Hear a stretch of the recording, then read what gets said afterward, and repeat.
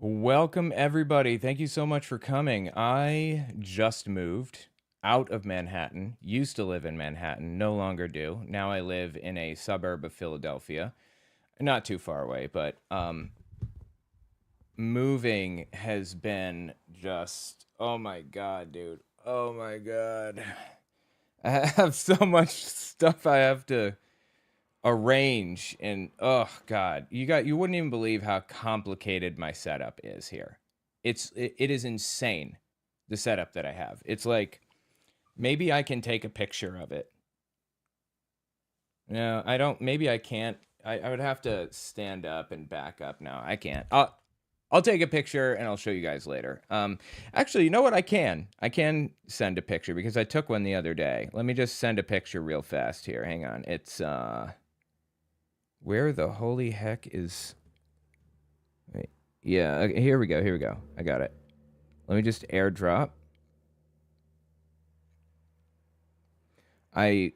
This is like an old computer I'm using to stream now, like really old, like older than 10 years, I think. And I loaned it to somebody, and like they changed the name of the computer to their name. So now when I want to airdrop anything, or I want to, like, I don't know, when a screensaver pops up or something, it always says Caitlin's MacBook Pro. I'm like, son of a bitch. I should probably not swear also. That's something I should avoid, at least early on in the stream. All right, yeah, let me see if I can... Yeah, okay, here we go. This is, let me just check it. Check the image, yeah. Okay, this is my current system right here, like right now.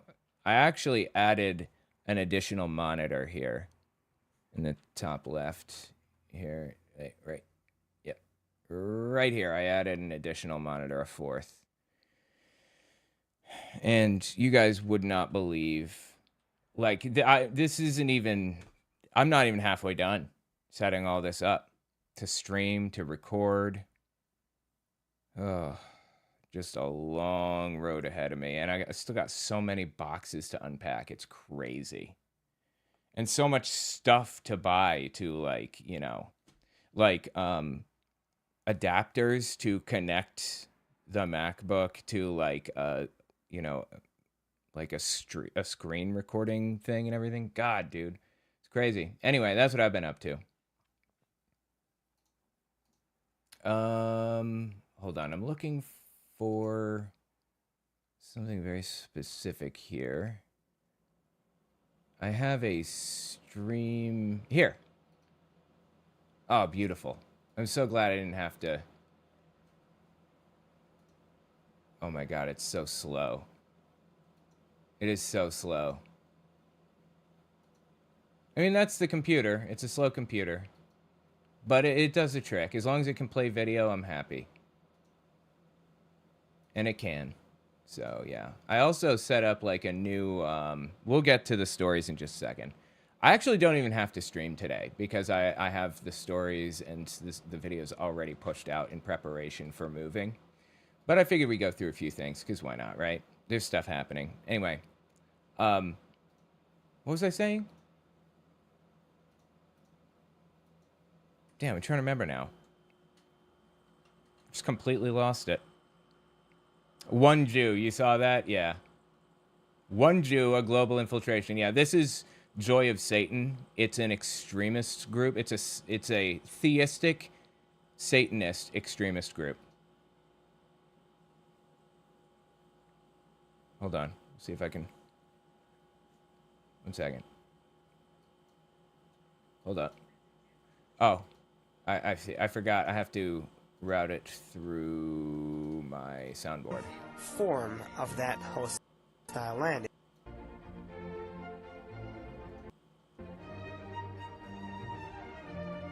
Here's what a top rabbi, Dr. Lateman, has to say about his racial modus operandi. Okay. Here, Rav Lateman explains that the Jewish creator made it that way by infiltration. What? I don't even know what the hell they're talking about. This is like basically a Nazi Satanist group, a Nazi theistic Satanist group. Absolutely wild that these people exist, right? Joy of Satan. What does it mean? In order to put them inside the hostile land, he had to give them the same form of that hostile land. It's like we go into a country as an undercover team, and each one of us is exactly like the people of the land.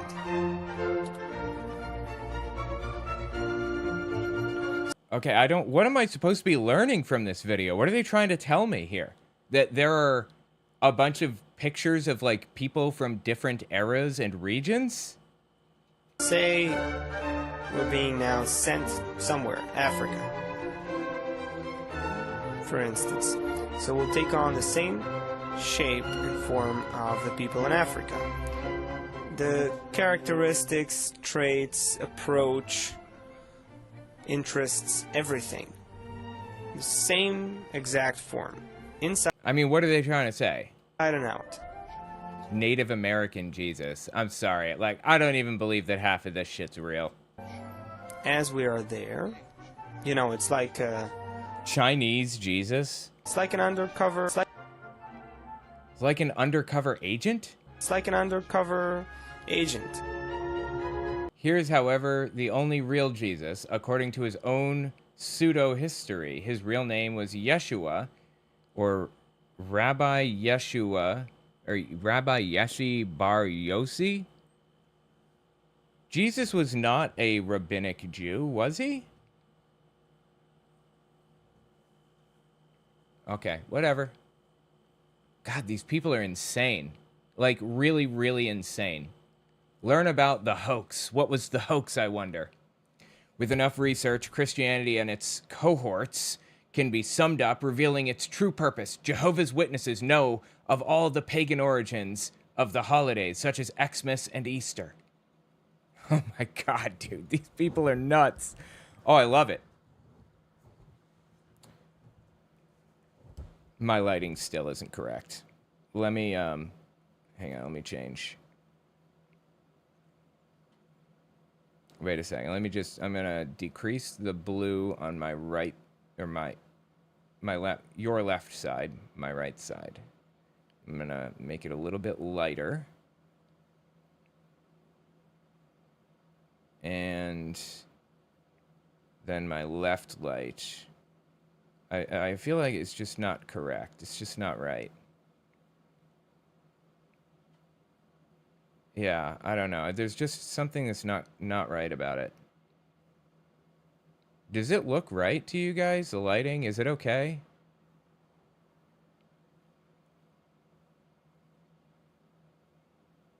Maybe it's just me. 6% less blue. Maybe right there. Looks okay to me? All right, I'll just leave it. Forget it. Anyway. Jehovah's Witnesses call everything pagan. I wrote about this at length, Understanding Jehovah's Witnesses, Amazon and Audible, but I also wrote about it in my book, Was Hitler an Atheist? Amazon and Audible also. What does pagan mean exactly?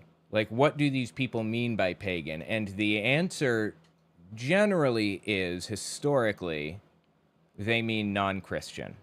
Like the Catholic Church. When they say pagan, usually they mean of non-Christian origin, even if that's like Jewish or like Muslim, or just not Christian at all, just nothing, just normal. Like, there was a tradition of people wearing wedding rings, right? They put wedding rings on, they give wedding rings to each other. That wasn't like a religious practice, a religious tradition necessarily, but it wasn't explicitly Christian. And for that reason, Jehovah's Witnesses call it pagan. Mazes and labyrinths aren't explicitly Christian, and that means they're pagan. Like, the Greeks famously drew mazes and labyrinths on things, right? But they weren't Christian, so it's not a Christian thing. It's pagan. when I define pagan, I guess my definition would be people that follow like Norse gods or like lesser known gods, maybe. Like, you know, Thor, Odin, so on and so forth. So I'm not even sure what these people are talking about, like Christmas and Easter being pagan. What do you mean by that? Like that they have traditions that are not explicitly of Christian origin, I suppose. That's literally everything, though. They're deluded as to the Nazarene, as the Nazarene is also a stolen concept from some 18 plus crucified pagan gods. 18 plus crucified gods? Are we talking like NSFW crucified pagan gods? Like the kind of thing like where you would find them in a naughty magazine, those types of pagan gods who hung from a tree, such as Odin.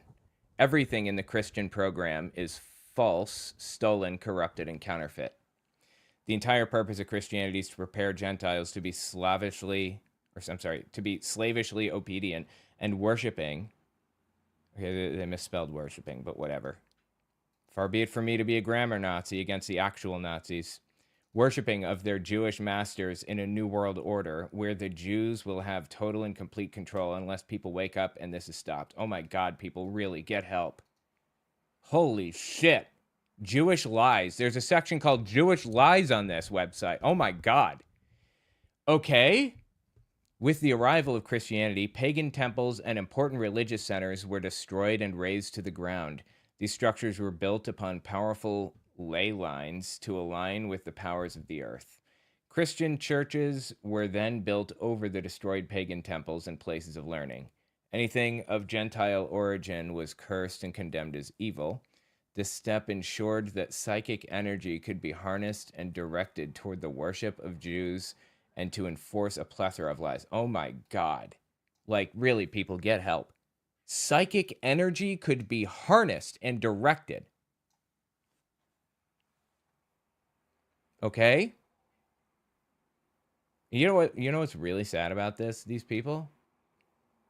They have further reading and other resources to be found at the bottom of their website here. And in the list is like me. Not me, but Aaron Ra. And Bart Ehrman. JW Facts. The real facts about Jehovah's Witnesses. JW Facts is awesome, actually. But I just find it so bizarre that they're citing these sources. Like, what the hell? Holy Kool-Aid. I mean, these people are full-blown neo-Nazi theistic Satanists. Just wild. Absolutely wild.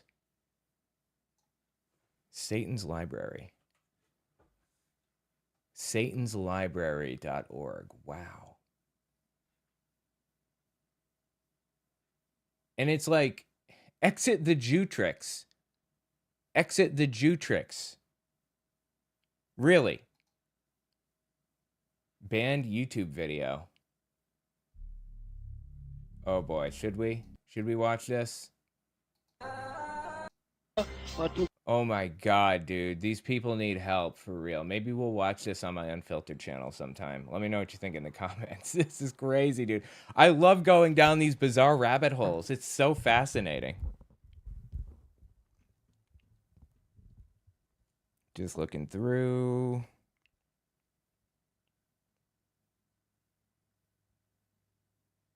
Okay, cool. Yeah, man. These people. Jesus Christ, for real. What's Holy Kool-Aid up to right now? Anything?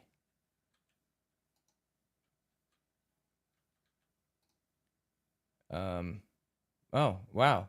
Okay, he's getting a lot of attention right now. Interesting. Okay. Anyway. All right, well, let's continue, shall we? This is not what I intended to talk about. That was just kind of an aside. Question is, we're now... I could cover that, actually. I intended to, and I never got around to it. Let me pull up my list of stuff. Fireside. Here we go. Okay.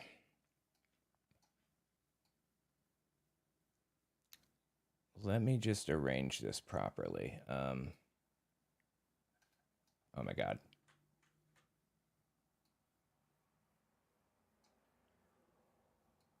Well, shit. Maybe I should just blow it up like that. Andrew Tate tweets, new TV show. We get modern Western patriots to sit and watch Hitler's translated speeches and try to find a single thing they disagree with. So I thought to myself, you know what? Why not? Let's do that. I got an AI transcribed Hitler speech that I want to sit through and listen to. Just for the record, though, Andrew Tate is not saying that the right is as bad as Hitler. He's saying Hitler isn't that bad. So keep that in mind as we go through. All right, let's give this speech a listen. This one is... Hold on. When I don't remember when this speech was given. I have it here. This is on January 30th, 1939. I believe this is just before he invaded Poland. Yeah, so he invaded September 1st, 1939, and that's kind of the moment that the Second World War was officially kicked off, if you will. That's kind of how they view it. So this is about 8 months before that. The reason that, or the justification that was given for invading Poland in the first place was that Germans were being persecuted by the Polish. It wasn't true at all. But Himmler specifically was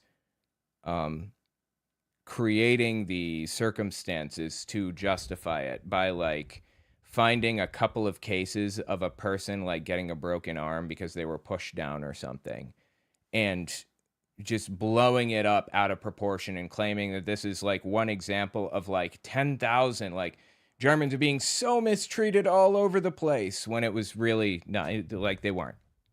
So anyway, that was their justification to go into Poland to save Germans from persecution. And Hitler, at this point, he had started the whole gas chamber thing. He had started the death camps, and the concentration camps already existed by now. So listen to what he has to say here. In connection with the Jewish question, I have this to say. It is a shameful spectacle to see how the whole democratic world is oozing sympathy for the poor, tormented Jewish people, but remains hard-hearted and obdurate when it comes to helping them, which is surely, in view of its attitude, an obvious duty. The arguments that are brought up as an excuse for not helping them actually speak for us Germans and Italians. So he was basically pushing Jews out of the country. There was a moment in time when he stopped pushing them out, and he locked the doors and started sending them to concentration camps and death camps rather than trying to get them out of Germany. I'm not sure when he actually locked the doors. Let me find. When did Hitler stop allowing Jews out of Germany? It was, when was it?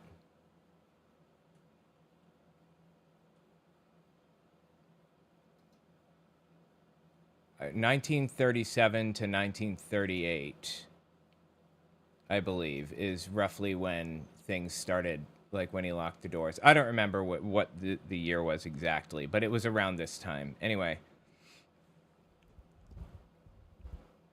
a lot of people don't like immigration, and that's what this whole thing was about fundamentally. It was an immigration problem. The Jewish question could be better stated as the immigrant problem, the Jewish question, the immigrant problem. It's the exact same thing that's happening today. Literally identical. All of the neighboring countries, you know, they didn't want refugees to put a strain on their economies, so they kept rejecting the Jews. For this is what they say. 1, we, that is the democracies, are not in a position to take in the Jews. Yet in these empires there are not 10 people to the square kilometer, while Germany, with her 135 inhabitants to the square kilometer, is supposed to have room for them. 2, they assure us we cannot take them unless Germany is prepared to allow them a certain amount of capital to bring with them as immigrants. So Germany wanted immigrants out of Germany. They just wanted to deport the immigrants. That's what it was about. And the neighboring countries were complaining about the fact that Hitler was mistreating them and trying to push them out of the country. And when they tried to leave, they're putting some lip chap on, some lip chap. Anyway, when they tried to leave, Germany confiscated a lot of the assets that they tried to leave with. So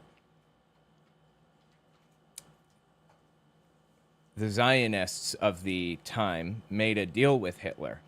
1933, August 10th, I think, 1933, they made a deal with Hitler, which allowed Jews to escape Germany with most of their assets if they were going to Palestine. But they confiscated it pretty much in every other scenario. So these countries are saying, let them come with their money. Don't take their money. That was the complaint. For hundreds of years, Germany was good enough to receive these elements, although they possessed nothing except infectious political and physical diseases. Does this sound familiar? Poisoning the blood of the country, literal quote from Donald Trump. I'm sorry, man. I'm going to have to pull this one up.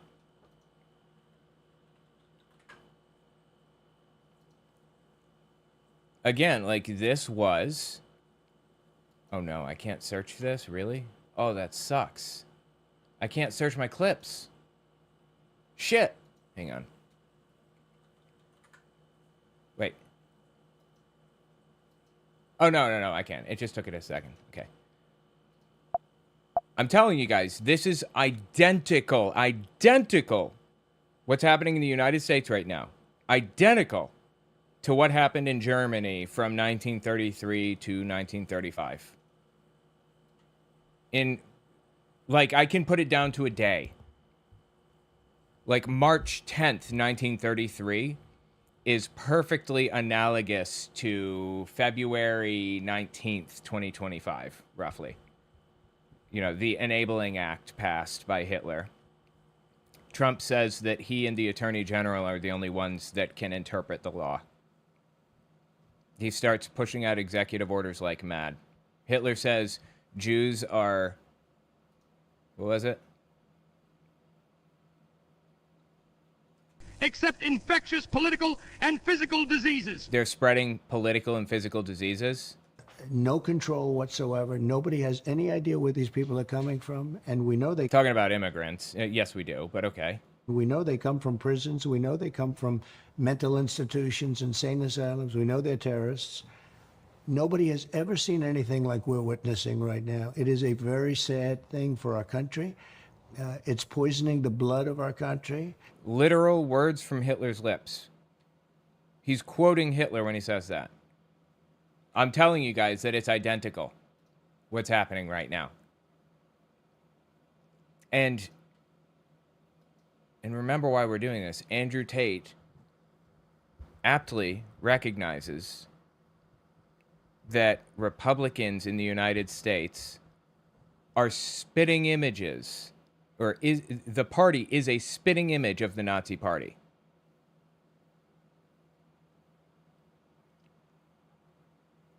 You know, I'm going to talk about this in a little while, but let me just show you guys something. Hold on. Yeah, here. In 50 years, if we're lucky, we're going to look back at this time as the horror show that it really was. If we're lucky, we'll look back at this time the way that we look back at Germany today, like from 80 years ago or whatever. And the faces that we see in Germany in the 1930s are faces like this. Hang on.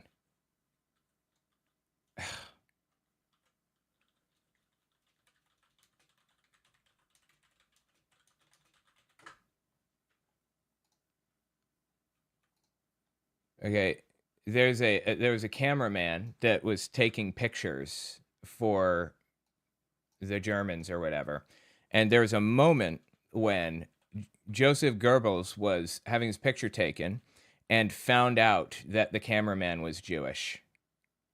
This is the picture of the moment Goebbels found out the dude was Jewish. That is a dark look on his face. An evil human being. A soulless, empty monster. We can look at that today and recognize that fact about him. In 50 years, if we're lucky, we will look at this picture right here and recognize the same thing about him. This is Tom Homan, the head of ICE, the deportation organization or whatever. Listen to what he said at CPAC. I'm not going to be satisfied until every criminal alien gang member, every criminal alien, every Trenda Awa is eradicated from this country and send their ass to Gitmo where they belong. Talking about immigrants. He wants to, quote unquote, eradicate immigrants from this country. He wants to eradicate immigrants. Hold on. Wait. Did I? Oh my God, dude. Please, leave me alone. Ugh. I'm just trying to... Wait. There. If we're lucky, we will see him the same way we see this picture. The guy enjoys hurting others.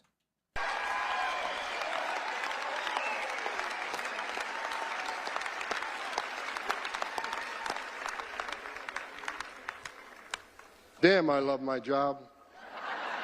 He's tearing families apart. He's destroying people's lives needlessly.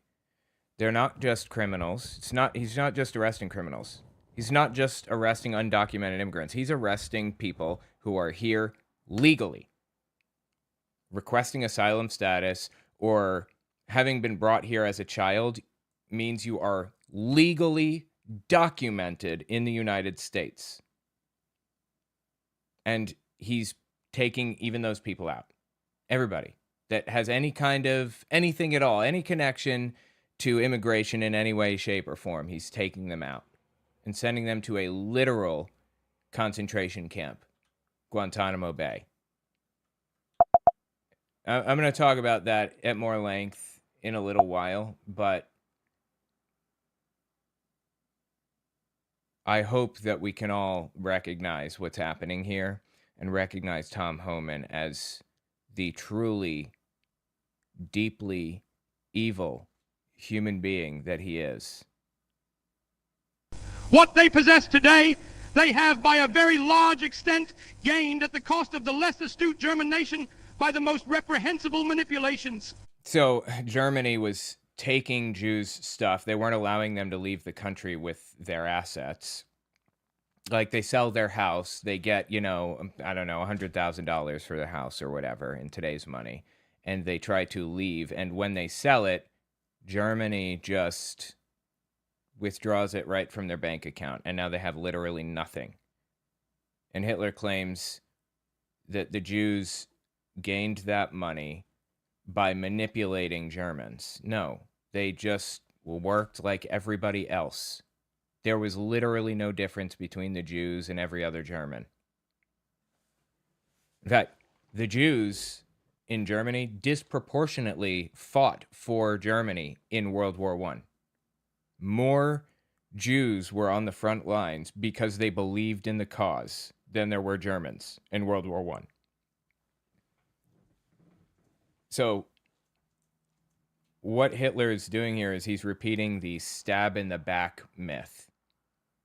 It was a conspiracy theory of the time that Hitler ascribed to, that basically purported that, or basically said, Germany lost World War I because the Jews were behind the lines messing with stuff and pulling levers and making deals to make Germany fail, because they wanted to make Germany fail.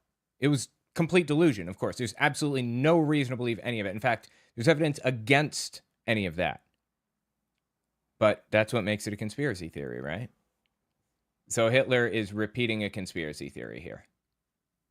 Astute German nation by the most reprehensible manipulations. Today, we are merely paying this people what it deserves.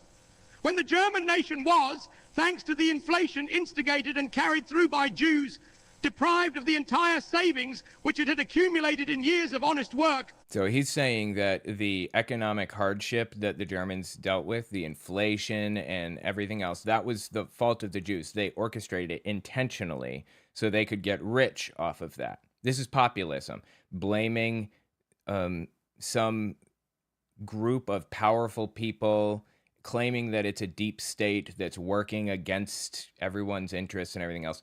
Now, in some cases, there really is a group of people working against the working class to benefit themselves, to further their own interests. Like right now, billionaires are doing that. But he claimed that Jews had a secret network that they worked together to nefariously hurt Germans because they wanted to. And he believed that genetically, Jews were inferior. It was like if you took a Jewish baby, 2 days old, and give it to a German family or an American or whatever, and the American family raises this Jewish baby, the person will grow up to be an evil monster because genetically they're just bad. Anyway, that's kind of, the conspiracy. It's all full of conspiracies. When the rest of the world took away the German nation's foreign investments, when we were divested of the whole of our colonial possessions, these philanthropic considerations evidently carried little noticeable weight with democratic statesmen. So basically, when Germans suffered, these democracies, the United States, Britain, France, they didn't give a shit when the Germans suffered.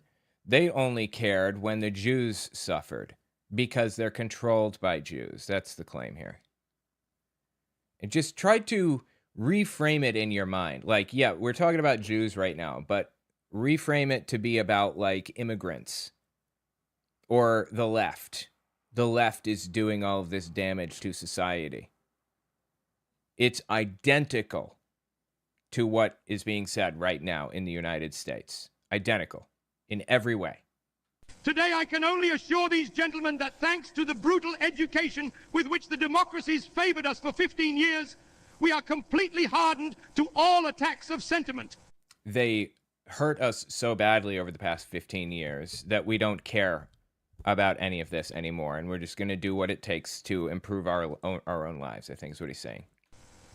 After more than 800,000 children of the nation had died of hunger and undernourishment at the close of the war, we witnessed almost 1 million head of milking cows being driven away from us in accordance with the cruel paragraphs of a dictate which the humane democratic apostles of the world forced upon us as a peace treaty. Talking about the Treaty of Versailles. Yeah, the Treaty of Versailles really damaged Germany and their economy. But it was paying the world back, the reparations for the damage Germany did to the rest of, France and wherever else. And, the other countries, they kind of, like France, they were shitheads about it too. After World War I, they didn't just tell Germany, you can't do these things, you have to do this, you have to pay us this money. No, they were real shitheads about it. Like, the Rhineland is an area in Germany. It's kind of like a demilitarized zone, a DMZ, like a rural area. And Germany defaulted on one of their payments under the Treaty of Versailles. They had to pay the reparations. They defaulted on it, and France marched troops straight through the Rhineland and like reclaimed it because they wanted to be shitheads. Instead of helping Germany find a solution, renegotiating or whatever, they were just like assholes about it. And that pissed off Germans even more. Somebody said to me a while back, World War I and World War II were really the same war. There was just a little break in between. And I found that kind of interesting. I mean, there's a lot more nuance to it, obviously, but it's an interesting thought. We witnessed over 1 million German prisoners of war being retained in confinement for no reason at all for a whole year after the war was ended. Well, I mean, maybe it's because you invaded their country and tried to, take a whole bunch of land that wasn't yours. I think maybe that could have been the reason why. And maybe they were holding them as negotiating pieces, make sure your dumbass didn't try to invade again. I mean, I don't even know if it's true. I'm just proposing possibilities here. We witnessed over 1.5 million Germans being torn away from all that they possessed in the territories lying on our frontiers.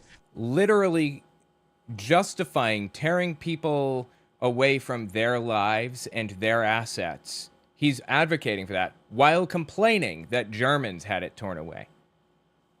And being whipped out with practically only what they wore on their backs. We had to endure having millions of our fellow countrymen torn from us without their consent and without their being afforded the slightest possibility of existence. I mean, think about what he's doing here. What he has done up to now with the Jews. He's complaining about this, not even acknowledging that he's doing the identical thing to another group of people. Like, are you shitting me right now? I could supplement. Like, he's such a whiny bitch. I'm sorry. Really. And he's so, like, not only is he a whiny bitch, but he's just dumb as dog shit. Like, are you really so fucking stupid that you don't see the parallels here?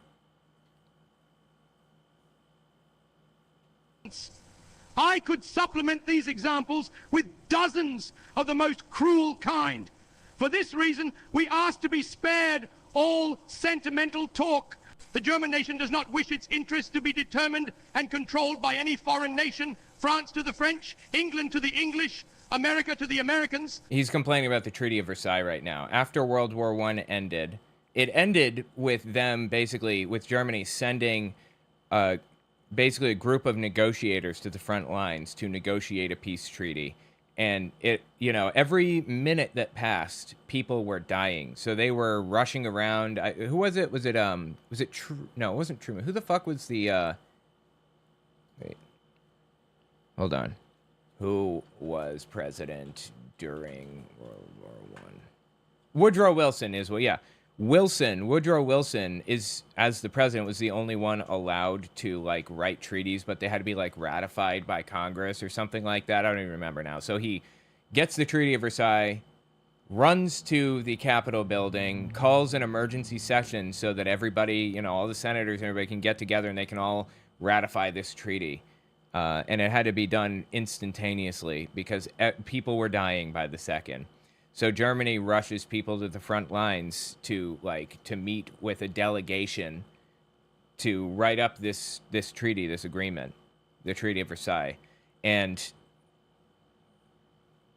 the basics were Germany has to pay reparations for the damage that they did to England and France. And they also can't have a military larger than 100,000 foot soldiers, basically 100,000 men.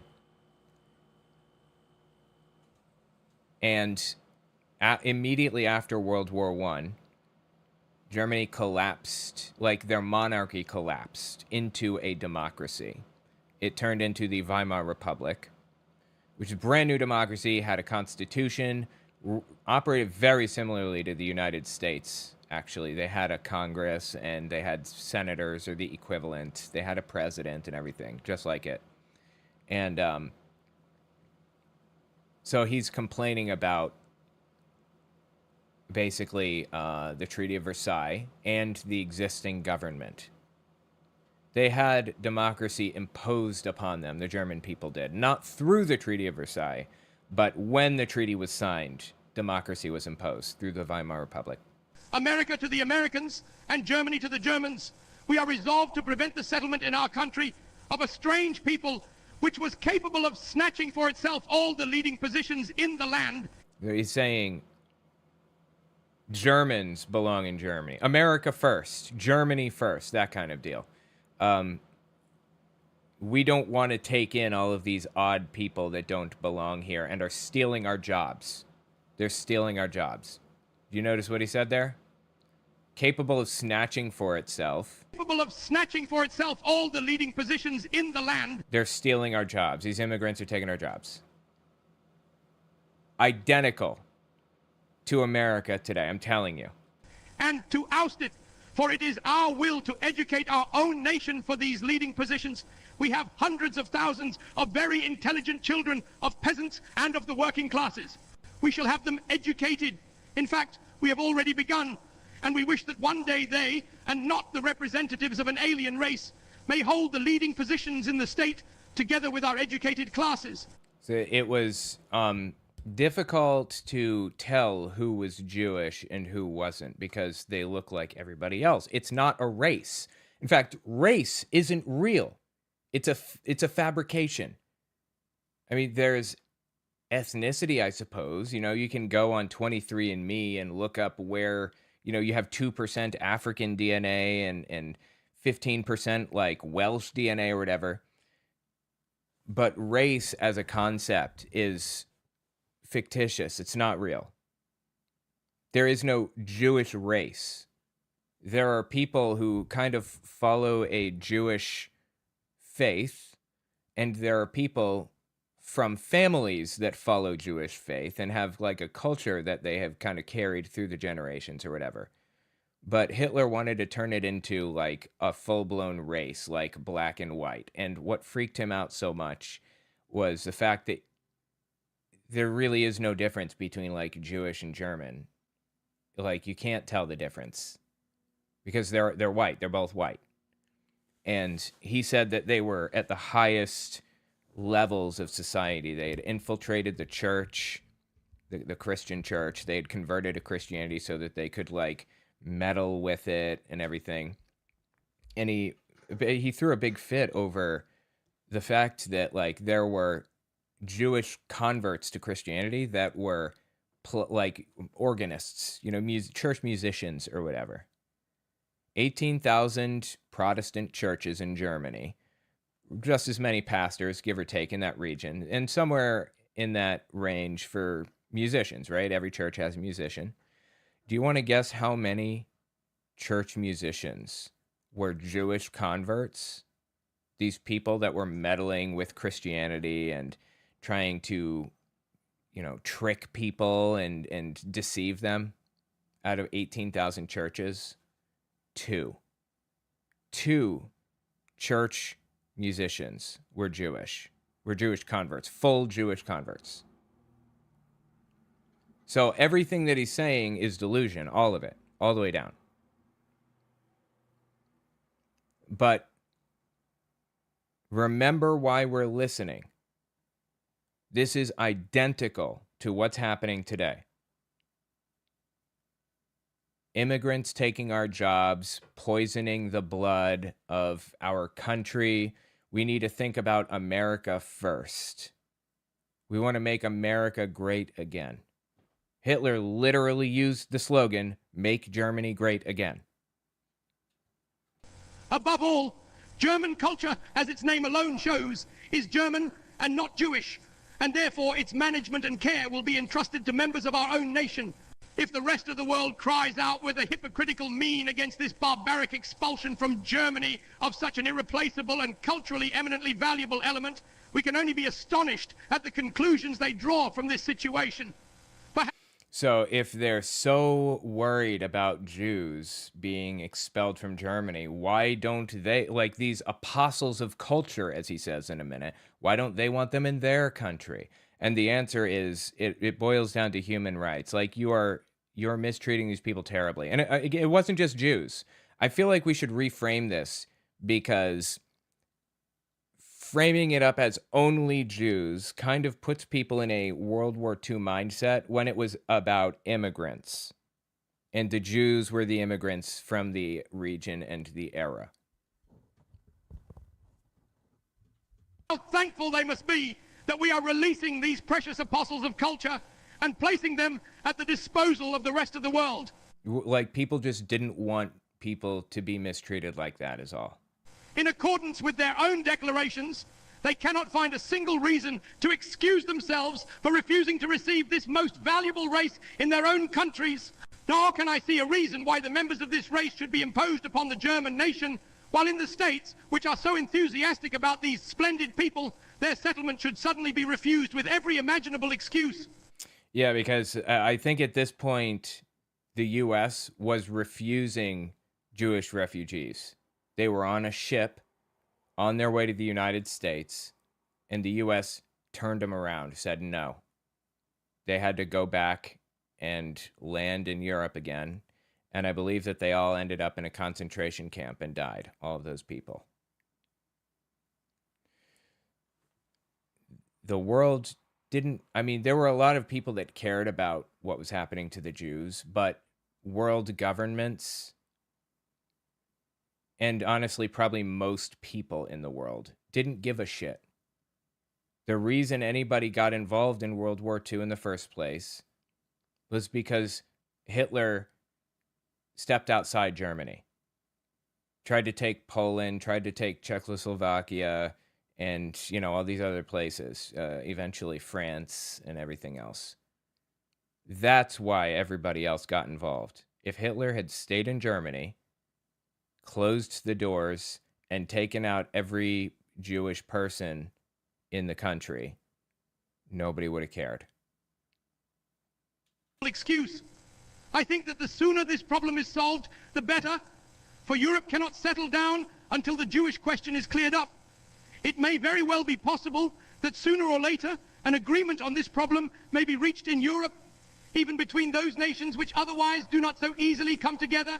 The world has sufficient space for settlements, but we must once and for all get rid of the opinion that the Jewish race was only created by God for the purpose of being, in a certain percentage, a parasite living on the body. Like, nobody believed that. Yeah, sure. There's a subset of, like, the Jewish community that are what one would call Zionists, that are completely out of their heads, drunk on extremism. They're like, it's a far right, ultra nationalist ideology that is basically the same as Nazism, in that Nazis believed that, like, the white race were superior. They were Aryans. They were powerful and smart and strong and everything else. In the same way, there's an ultra nationalist wing of Zionists who are completely drunk on the same ideology, except for Jews.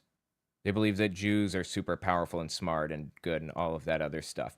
But that makes up a total of, like, I mean, what was the population at the time? Almost nobody. It wasn't the Jews that believed that. He was looking for an excuse to demonize this group of people, like saying trans people are trying to take advantage of your children. It's a general statement implying that all trans people are trying to do this to children.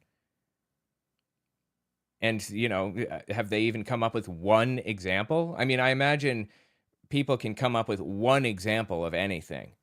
But do we even have one example of trans people taking advantage of a kid? I don't know. I've never heard of one. Maybe. The exception does not make the rule, is the problem. And the productive work of other nations. The Jewish race will have to adapt itself to sound constructive activity as other nations do, or sooner or later it will succumb to a crisis of an inconceivable magnitude. They're leeches on society, he says. One thing I should like to say on this day, which may be memorable for others as well as for us Germans, in the course of my life, I have very often been a prophet and have usually been ridiculed for it. During the time of my struggle for power, it was in the first instance the Jewish race which only received my prophecies with laughter when I said that I would one day take over the leadership of the state. So what he's doing here, calling himself a prophet? I wrote a book about it. Was Hitler an atheist? Amazon and Audible, owenmorgan.com. But there were a few times where he specifically shouted out Christianity, said we are a Christian people, we live by Christian ideals and all that other stuff. But for the most part, he left Christianity out of the conversation by and large.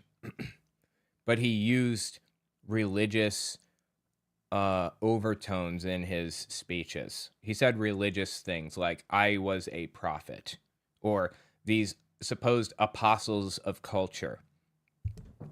Or, you know, when describing his life when he was younger, he would basically frame it up like Jesus' life, where he was redeemed, he was, baptized like Jesus, then terribly mistreated and lost everything, and then he was brought back, breath breathed back into him, kind of frame it up like that. That was his rhetorical style, and that's why people were so obsessed with him. That's why Christians were so obsessed with him. Was Hitler a Christian? To answer directly, yes. I believe that he was a Christian. But before anything else, he liked to manipulate Christians. And he liked to troll people. And with it, that of the whole nation, and that I would then, among many other things, settle the Jewish problem. Their laughter was uproarious, but I think that for some time now, they have been laughing on the other side of their face. Today, I will once more be a prophet. If the international Jewish financiers in and outside Europe should succeed in plunging the nations once more into a world war. There was a family called the Rothschilds at the time, and that's where Hitler is getting this. This is another conspiracy theory. The Rothschild family started with a guy named Meyer Rothschild, I think was his name, and he got a lot of his money by acting as a currency exchange and by loaning money. At the time, in the region in Europe, it was against the law for Christians to gain interest or charge interest of other Christians. So banks would hire Jews who would then charge interest and bring it in on behalf of the bank, so that no Christians were breaking any rules. They were having the Jews break the rules for them. Meyer Rothschild was involved in that system and had a lot of gold, and he went around and bought currencies from other countries. Nathan Rothschild, I think, was his son or something. He was like the next one on the throne. Anyway, the Rothschilds basically made their money by working with European countries who were at war to act as the currency exchange. Like, these countries needed to hire mercenaries to fight on their behalf, but the mercenaries would only accept payment in their currency. So the countries would come to the Rothschild family and they'd say, can you, give us this much money in exchange for that much money? And he would do it. And that made him a ton of money. That made the whole family a ton of money. They became traditional, classic billionaires, which is to say scumbags. Billionaires are scumbags by their very nature. But they didn't meddle in the political system after the Napoleonic Wars. They helped by paying mercenaries and loaning money to countries and things like that in the Napoleonic Wars, but they didn't do it after that. It was in like the early 1800s, basically. And Hitler claimed that the Rothschild family was meddling in the system, trying to destroy Germany for whatever stupid reason he cooked up. That's the whole thing. Then the result will not be the Bolshevization of the earth. Bolshevization, by the Bolshevik Party, is the communist party in Russia. That's what he means. He hated communists. Then the result will not be the Bolshevization of the earth, and thus the victory of Jewry, but the annihilation of the Jewish race in Europe. The nations are no longer willing to die on the battlefield, so that this unstable international race may profiteer from a war or satisfy its Old Testament vengeance. Again, this is a shout out to the Rothschild family. They eventually got to a point where they were very rich. And people said that they funded both sides of every war in history. That's not true. The Rothschilds had banks in England and Germany and France and stuff. And the banks worked with like the countries. Like countries would store their money in banks. It's like having a Chase Bank in Virginia and California and New York City or whatever, and claiming Chase Bank funds all wars between, or all the National Guards or whatever between the states. No, they're just banks in the area. Like, really? Anyway, that's what he's referring to here. The Rothschilds' fear-mongering nonsense came to a fever pitch when they started claiming that they were, like, drinking babies' blood to gain special supernatural favor with God or whatever. Like, they're making a deal with demons and sacrificing babies to them and stuff. That's where all that shit came from. Or satisfy its Old Testament vengeance. Oh, was that the end? Oh, yeah, that was the end. Anyway, the point is, that was the end of the Hitler clip. The point is, as Andrew Tate said, was there anything in there that Republicans would disagree with? I mean, replace Jew with immigrant, because Jews were the immigrants, or were viewed as the immigrants at the time. Was there anything that they disagree with? I didn't hear a thing. And to put icing on this cake, if you will, this shit cake, this is Ken Peters. He's a friend of Greg Locke's. He's one of Greg Locke's pastors. What do you call it? Like one of his... Locke runs a number of different churches, and Peters runs one of those churches on Locke's behalf. This is what he had to say on the subject. And then we have a pagan president who made it his aim not to pick a qualified Supreme Court justice like a Clarence Thomas. Oh, pray for him. He's not feeling good right now. He cannot die when Biden is in the White House. He cannot die. That is a good man. So yeah, he was having a rough go of it at that moment, but Biden had just picked Ketanji Brown Jackson as the Supreme Court justice. And this is part of the anti-woke, anti-DEI, anti-CRT nonsense that Republicans were spreading around at the time. They're still spreading it around, but they were at the time too. And he says, Clarence Thomas is qualified by virtue of the fact that he agrees with him. Doesn't matter what your skin color if you agree with him. But if you're black and you don't agree with him, you're bad. That's it, period. If you're white and you don't agree with him, there might be a little bit of nuance in there. Maybe you can find some things to agree on here or there. That's the way that he views this whole system. It is fundamentally racist. And if you don't believe me, just listen a little further here. And he's black, by the way, and we like him. Jesus. We like him a lot. See, we don't give a rip about color. Totally. We care about character and morals and godliness and holiness. We don't care if you're red, yellow, black, or white. All are precious in his sight.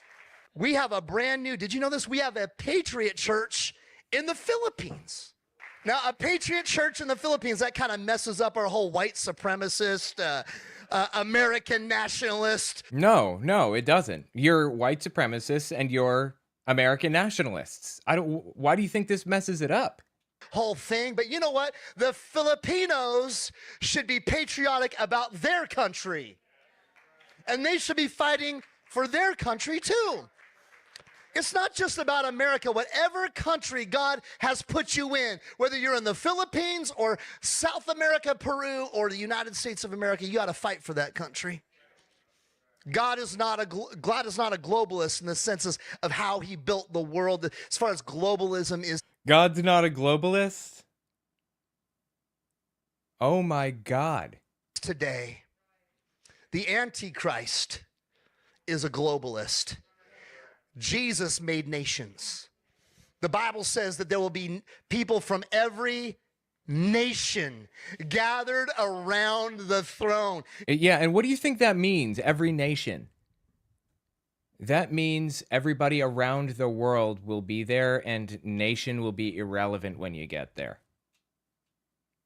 Guess what? You're still going to be American up in heaven. You're going to be in the USA section praising Jesus right next to Mexico and Canada.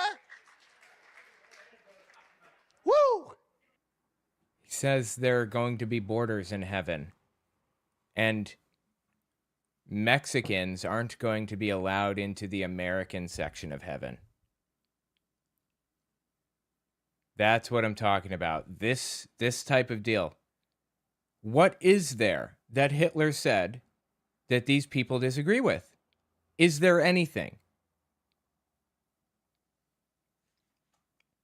I think Andrew Tate was correct in saying that they agree with Hitler. Like all the way. Anyway, tell me what you think about it in the comments.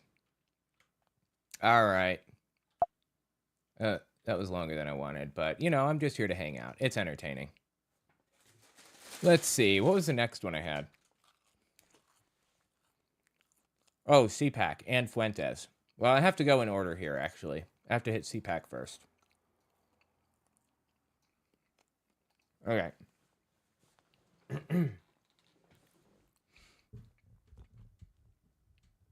This is Tom Homan. He's the head of ICE, the Immigration Service. What does ICE stand for?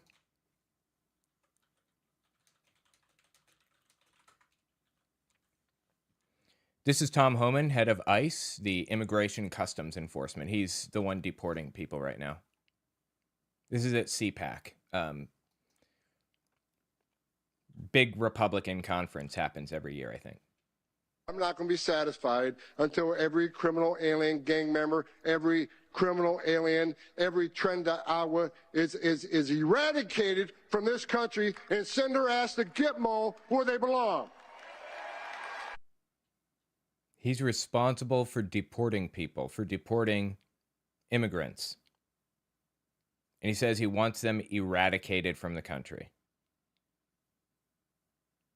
Eradicating them from the country. Why did he pick that word specifically? Why didn't he pick a different one? Why didn't he say something like, I want them all to be deported from the country rather than eradicated?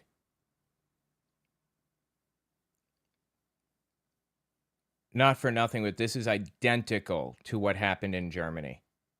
The whole complaint about the Jews, it was over immigration. They said that they were undocumented immigrants. They didn't belong there. Well, not undocumented. They just said they're immigrants. And Germany should belong to the Germans. America should belong to the Americans.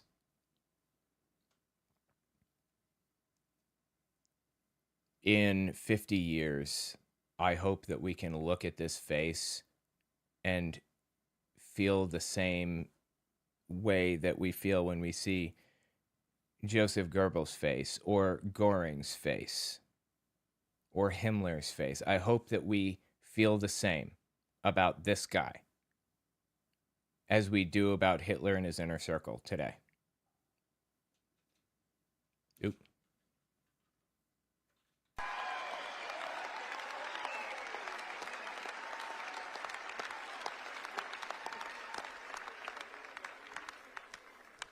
Damn, I love my job.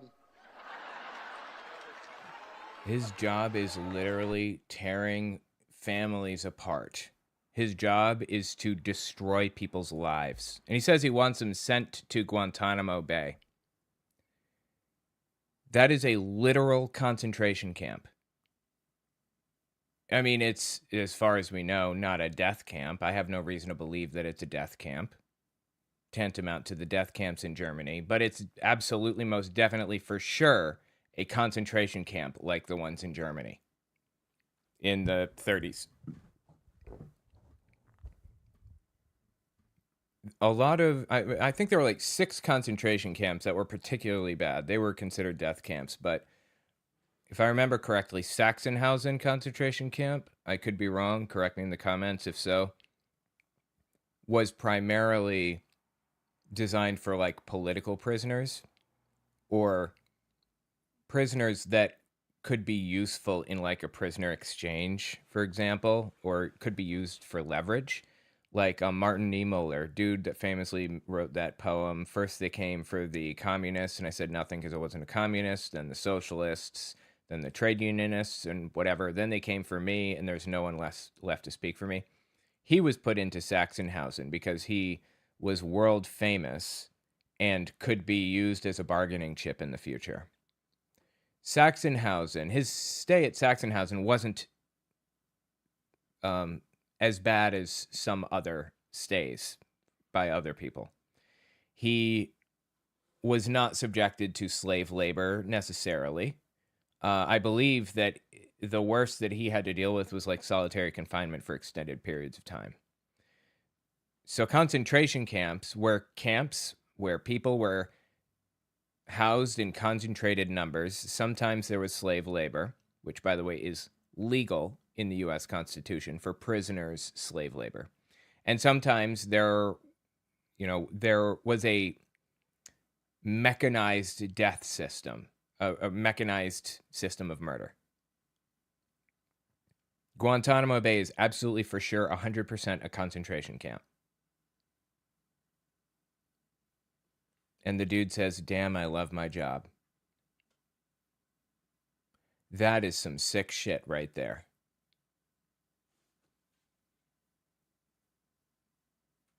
This is another little section of him talking to CPAC. Look, let me start out by saying this. If I offend anybody today, I don't give a shit. Great. I don't give a shit either. There's literally nothing he could say that would offend me. I'm not offended easily. In fact, I don't know anybody that's easily offended, honestly. I mean, I'm going to see you as a complete sack of shit. Are you saying you don't care if I see you as the sack of shit that you are? Okay, great. That saves me a lot of time. Now, I appreciate you acknowledging that you're a sack of shit.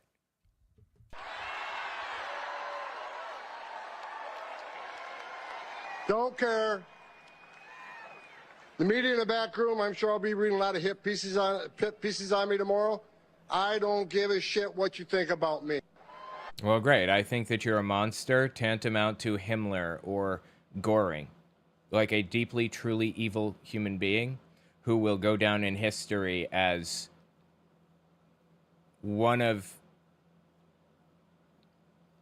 the world's most disgusting, evil villains. I believe that's how he's going to be remembered. If that's what you want to be remembered by, okay, great. Then we're all on the same page.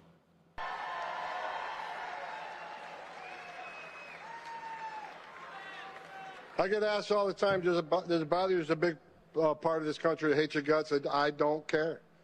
I don't care. You know, it's not even about hating his guts. Like, there are a lot of people that hate my guts. I don't care.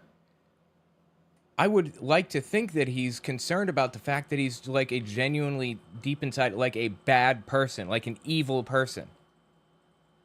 Is it really all about image for you?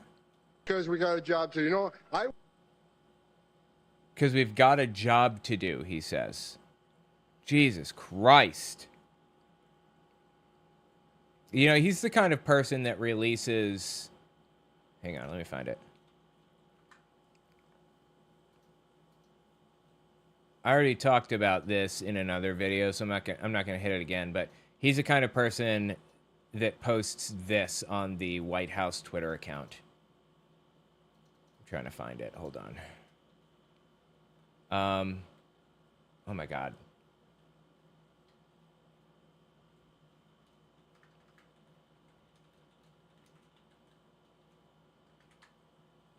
Hold on. I'm just looking for the,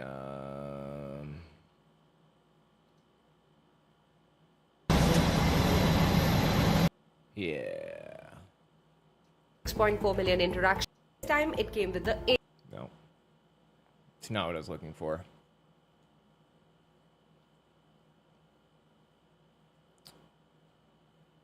I was looking for the actual video. Is this it? Yes. I think this is it. Ugh.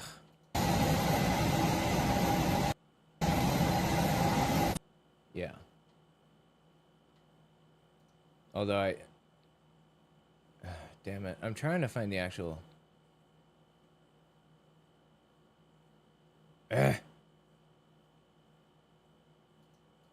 sorry. I just really want to find this. 1 second. Oh my God, it needs a code. Hang on. Okay, code. Here we are. The twit.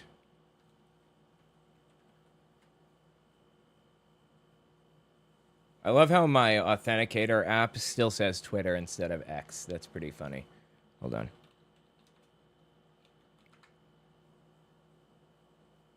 Here it is. Yep. This is what I was looking for.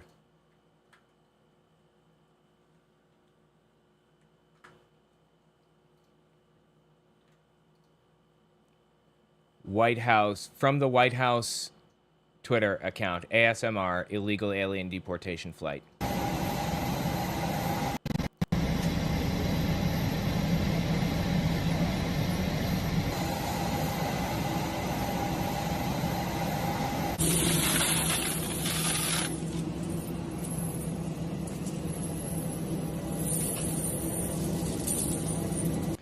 If you are unfamiliar, ASMR is sound that is enjoyable to people, that they can go to sleep to.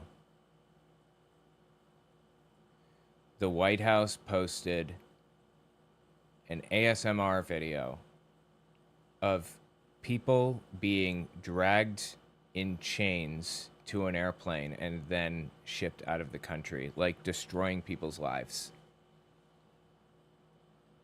This is, you know, I always wondered, like, how did people get to the point where they were so soulless as to be okay with what was happening to the Jews in Germany? Now I know. I wondered, and now I know. That's the kind of shit right there that Tom Homan takes pride in. He's an evil monster. Now, aside from that, there was some other wild, bizarre shit at CPAC. This is Jack Posobiec right here on screen. We don't actually know who runs the account called End Wokeness on Twitter, but I believe that it's Jack Posobiec based on a number of things that I've come to conclude. Take it or leave it. I'm pretty confident that's who it is. Anyway, Jack Posobiec is famous in his own right on the twit. Listen to what he had to say at CPAC. Trump is not violating the Constitution. Donald Trump is restoring the American Constitution. No, he's violating it, actually. Congress has the power of the purse. They control where money goes and what it's allocated to. And the president has the sole responsibility to uphold what Congress says and does, uphold the laws that they want passed, and pay out when they assign money to places or whatever. And he's just not. He's decided, no, I'm not going to do that anymore. Trump is violating the Constitution. We don't have a Constitution right now that's being respected by the president or anybody in the executive branch. So he absolutely is. We are not in a democracy. Now I believe that we're in a hybrid system, because I think that our elections probably still work, and our system will hold if Trump is impeached or, elected or not elected again or whatever. I believe the system will hold. But we live in a system that is not respected by the elected representative. That's a hybrid system at best. Donald Trump is the living embodiment of the American Constitution. Donald Trump is embodying the values of our founding fathers for the first time in a long time. In what way? In Washington, D.C., President Trump came up and he found the destiny of the American people lying in the gutter. And he picked it up with his bare hands and he yelled, "Fight, fight, fight." Just portraying a completely different reality for us. I don't believe that Jack Posobiec is a true believer. I don't know enough about him to be able to say for sure. Maybe he is a true believer. Who knows? But I don't know, man. I'm having a hard time believing it. I'm having a hard time believing that anybody is this fucking stupid. And the American people delivered their mandate to him and put it on his head. And as President Trump himself said, put it on his head, delivered his mandate, put it on his head. You mean like a crown? I don't give a shit what you think people voted for. They can't vote for a king in the United States. Just a few days ago, a man who saves his nation violates no law. That is the way forward in America. That is incorrect. You can violate a law, even if you think that you're saving your country. Even if you do save your country, you can be violating laws. And viewing things from that perspective is a downhill, is about as destructive as it gets. It's bad to view things like that because you can literally justify absolutely anything. If you believe you're right, which, by the way, literally everybody does, every single human being believes that they're right, then you can do anything if you hold that belief.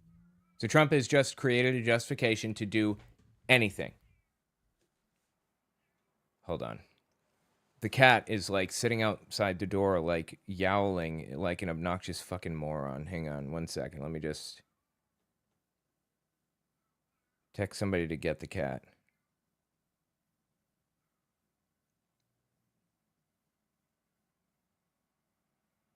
Yowling.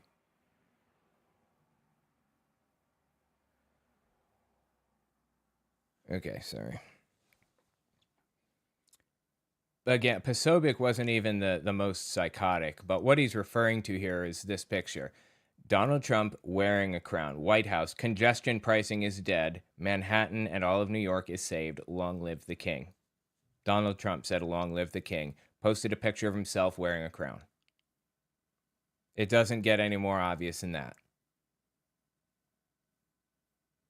That's about as disturbing as it gets. I said this before. I did a video on this. I'm not going to go through it again, but I'll say this. Germany had democracy imposed upon them. The Germans did in the 1920s when the Weimar Republic came around. The German people didn't want democracy or weren't used to democracy. They were used to a monarchy with some democratic principles behind it. And the first chance, the church believed in Germany that it was blasphemous for their constitution to say it was a government for the people, by the people. Because the church believed the only valid government is created by God and ordained by God. So they were looking for an opportunity to destroy the existing hierarchy in the, in the region at the time. And when Hitler came along, they found that excuse. They found that opportunity. They took it. And they collapsed into a dictatorship from a democracy. In the United States, it doesn't really work that way with us. Like, we have a long history of loving democracy. Like, it's taught to us when we're young, and of hating kings. What's the war that you learn about when you're in like elementary school or middle school? For me, it was the Revolutionary War in Connecticut, and then the Civil War in West Virginia. The Revolutionary War was all about not having a king. Donald Trump is naming himself a king right now, but he doesn't have a successor. When he dies, there isn't a single human alive that'll be able to command the, MAGA obedience the way that he does. So he can name himself a king all he wants, but that kingship, that kingdom is going to collapse as soon as he dies, in my personal opinion. We live in a hybrid system right now, not a democracy, but I believe that's short term. Because we value democracy in a way that Germany did not at the time. We've never known a monarchy here, so here we go, right? Exactly. Anyway, there's a little bit of positivity for you, a little bit of nuance. I don't think that MAGA Republicans will continue to back up J.D. Vance, for example, when Trump dies. And dude's like 97 years old. He's got one foot in the grave, one on a banana peel, in my opinion. Hitler was 30 to 45 or 30 to 50 when all of his stuff went down. Trump is really, really old. He doesn't have much time left. I mean, he's honestly, in my opinion, I think Trump's doing okay right now. He has the odd verbal glitch, the slip up. He says odd things, goes in weird directions, but I think he's okay. But there will come a time, not in the far future either, where he's just like not all there anymore. And it's all just going to come crashing down. When that happens, I don't believe that anyone else will be able to command MAGA the way that Trump does. And I believe that we'll have more of a democracy at that point than we do at this moment. Not a full democracy, still be hybrid, but it'll be a step in the right direction, in my opinion. Anyway, there's a little bit of positivity for you. But, speaking of Trump being a king, aren't like religious nutter butters like opposed to that? I thought Jesus was king. I didn't think the kings were acceptable. When you think about it, though, like Trump regularly does sacrilegious or pagan things, right? Naming himself a king.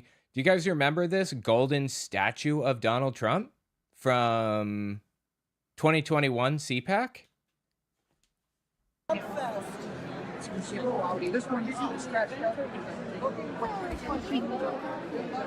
Literally a golden statue of Donald Trump. A golden statue. How were his supporters okay with this? How did he get away with this, honestly?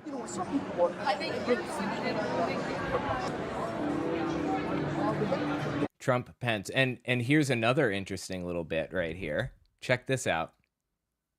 There's a new statue at Mar-a-Lago. Mar-a-Lago, a bizarre golden-hoofed goat idol is on display. The idol is wrapped in Trump $100 bills that say, "In Trump we trust," replacing God with Trump. The idol's base says, "I love you," along with Trump's signature. Jeremiah Johnson says, "I could swear the Bible had something about this." That's weird, right? What is going on? I don't understand, like, why or how is it that, like, Trump's sycophantic followers have not recognized by now that he is at best the Antichrist, and at worst, like, or let me rephrase, how have they not realized that he is at least the Antichrist, but more likely, obviously, is just a scumbag that's cynically using them How have they not connected those dots? I don't understand. What does he have to do? He literally built a goat statue and replaced God with his own name. Really?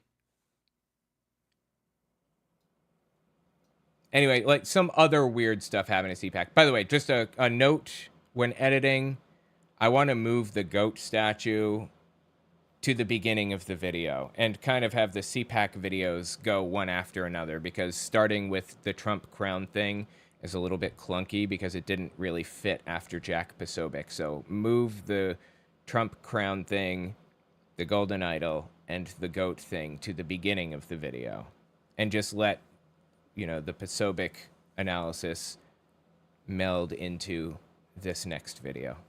Just want to remind myself. Anyway,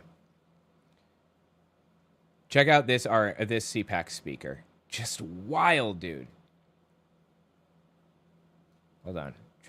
I gotta get a better mouse. There is no question that President Trump is the president of peace and deserves the Nobel Peace Prize for the historic achievements of his first term alone. You what? You think he deserves the Nobel Peace Prize because he's the president of peace? Take a sip of my drink here.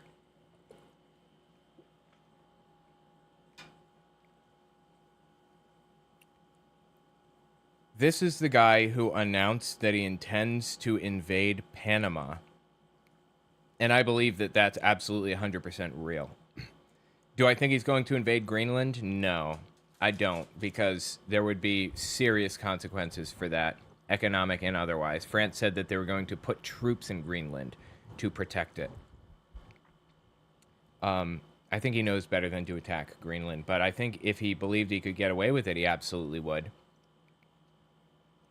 The point is that he talks about going to war all the time. He declared war on the cartels in Mexico, justified legally bombing Mexico. Like, really? He started trade wars, like countless trade wars. He's the president of peace? Where is your head? Where did you get this? This is just fictitious trash. I'll tell you who I think deserves the Nobel Peace Prize. Hold on.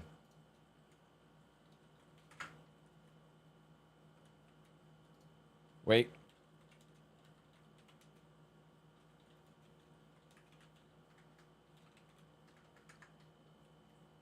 Okay, there's a guy named Elie Wiesel. He wrote a book titled Night.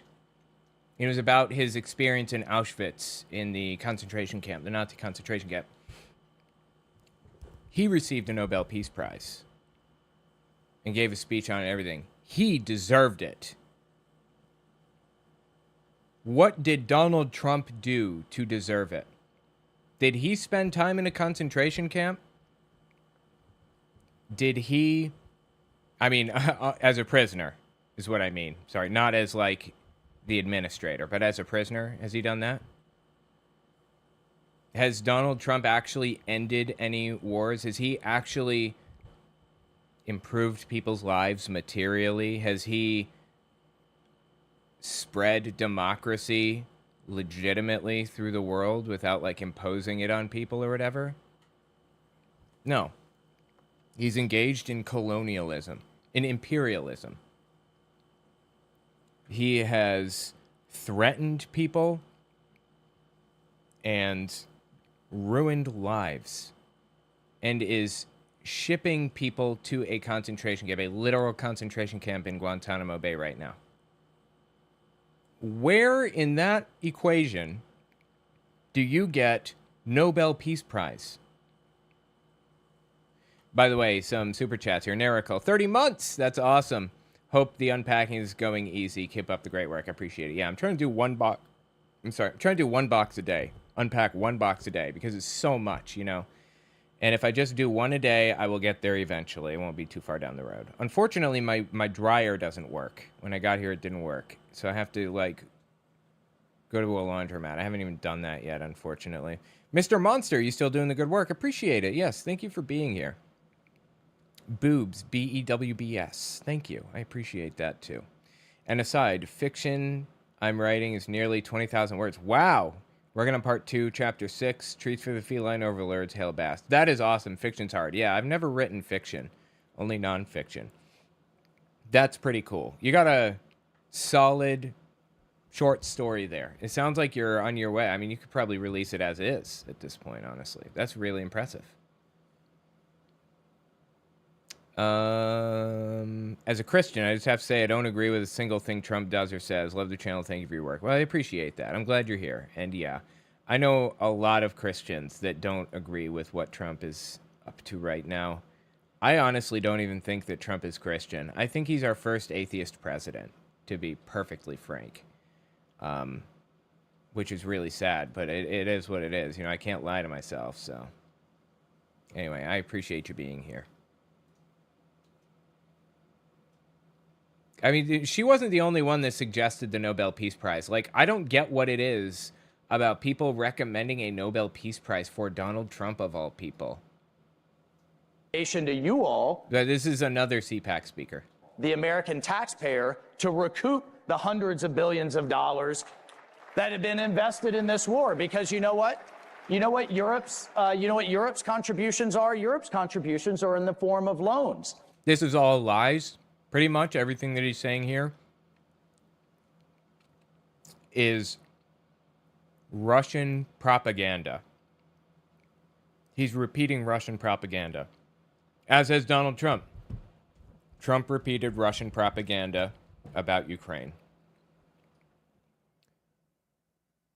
The money that we send, or the supplies or whatever that we send to Ukraine, is the best money that we have ever spent. We are discrediting a historical adversary, a country that views themselves as an adversary of ours, not something that I want. It's something that Putin is saying. He says he's an adversary of the United States. It discredits them on a world stage and proves that they're not anywhere near as strong as they want everybody to think. They can't even take on little Ukraine, their neighbor. Third strongest military in the world, my ass. Anyway, the point is that it's the best money we've ever spent. We are, and most of the money that we're sending, it's not even money, it's in supplies that we are manufacturing in the U.S. So the money that we're spending is going to guns, which are manufactured here and then sent to Ukraine. So all that money is going back into our economy. It's well spent.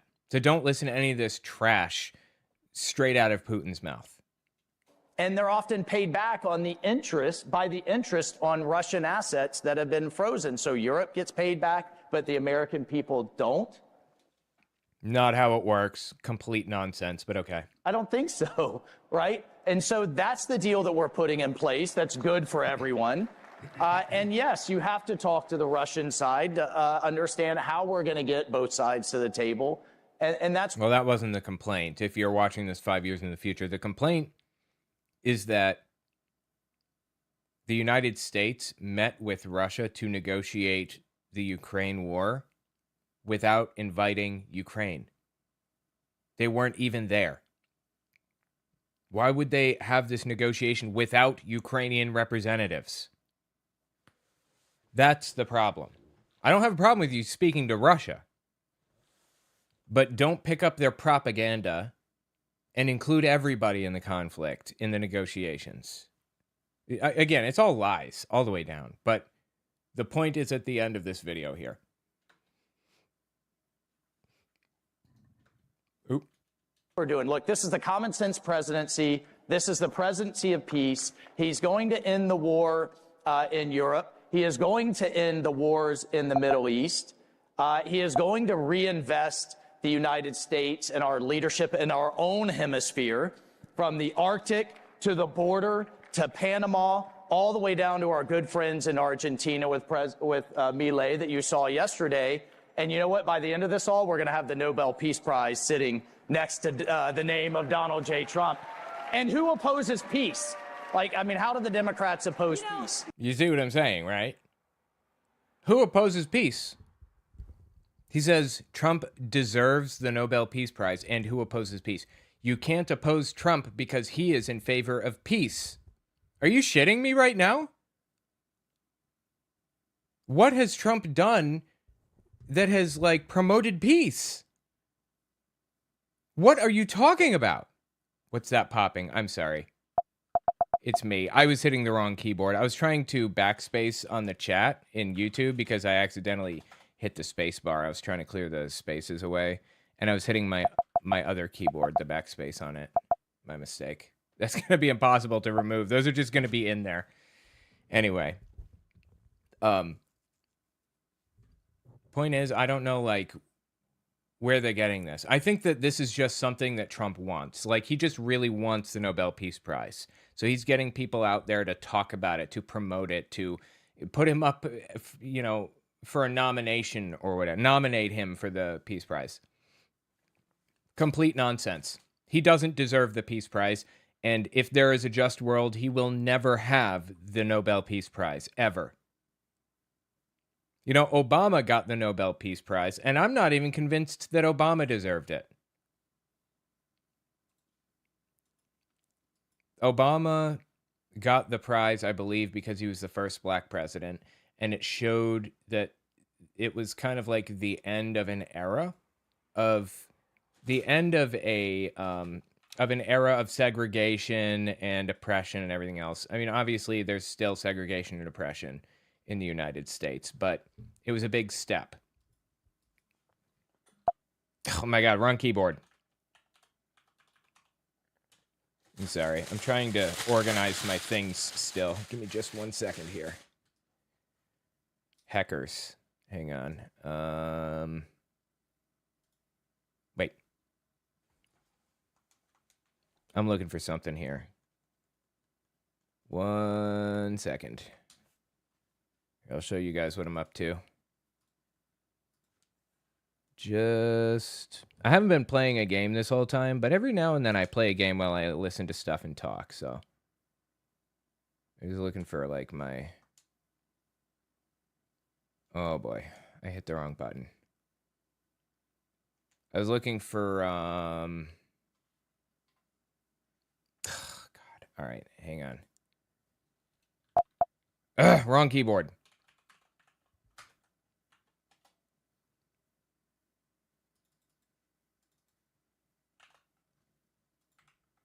All right, here we go.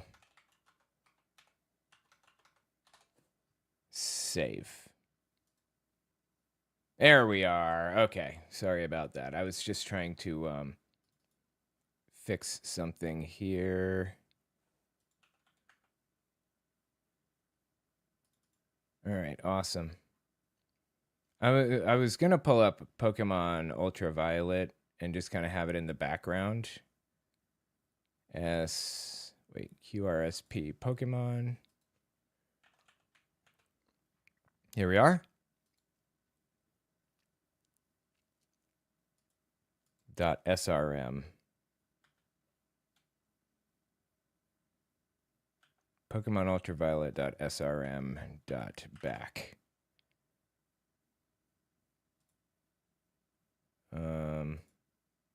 Shoot.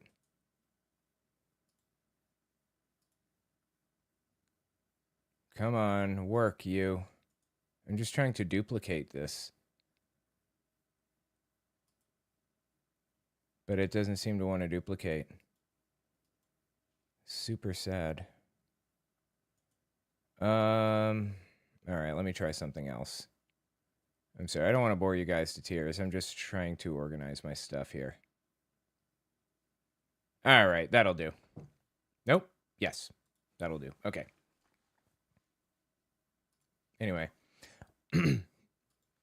as I was saying, Obama... Wait, it's not... Why is it not downloading? Oh, that's not good. Obama probably didn't deserve a Nobel Peace Prize because of all the drone attacks that he did. Like, he did so many drone attacks. He wasn't a president of peace by any stretch of the imagination. Like, it was really bad. Really bad. But he certainly deserves it more than, say, Donald Trump, who doesn't deserve it at all. And it's like an embarrassment that somebody would even recommend this, would suggest such a thing. Hold on, what's the next one I had here? Oh, yeah. Hilariously, though, at CPAC, they had the January 6ers. They showed up there, and they were kicked out. The January 6 people were kicked out. Just in, Oath Keepers founder Stuart Rhodes was kicked out of CPAC. Enrique Tarrio, leader of the Proud Boys, was pardoned by President Trump, and he was also kicked out. Stuart Rhodes says he was told his press credentials were revoked and he was told to leave. When he asked why, Rhodes claims staff told him legal, quote unquote. I'm reaching out to CPAC for comment. Rhodes recently had his 18-year prison sentence commuted by President Trump. Oh, shit. We have video of it, too, hilariously. We have video of them being kicked out and them bitching about it. Oh, I love it, dude. You know what I think I'm going to do in the final product, this final thing? I think I'm going to separate the Nobel Peace Prize stuff out. I'm going to put that in its own video, where I'm also going to listen to some of Elie Wiesel's, Nobel Peace Prize speech. And I'll listen to that at the end of this. So when I do the edits, I'm going to move from right here. I'm going to stick it at the end of probably Jack Posobiec's section. I think that's where it started. Anyway, give this a listen. But first, hold on. Wait.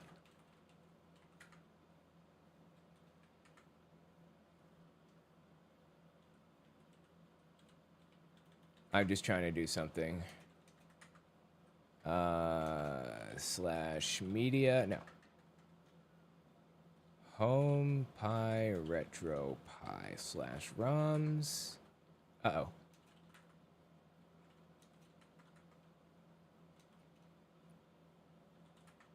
I don't understand. I think that's the problem. I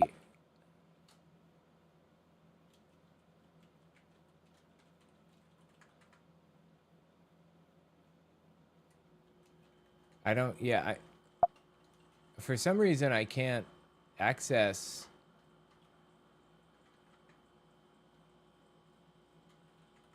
That's weird. ls/devs sd. Oh, I see. That's the problem. My drive disconnected. I just reboot. We'll go from there. Anyway. Now I understand the issue.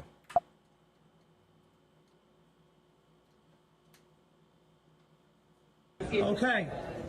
They're escorting Jake Lang out of CPAC again. I'm not sure who the guy is that's speaking. I don't think it's Stuart Rhodes. After I just took care of all this, and they said we could all come back in. Now, here we go again. Holy shit, dude. These are the January 6ers show up to CPAC and they're being forcefully, like, ejected from the premises.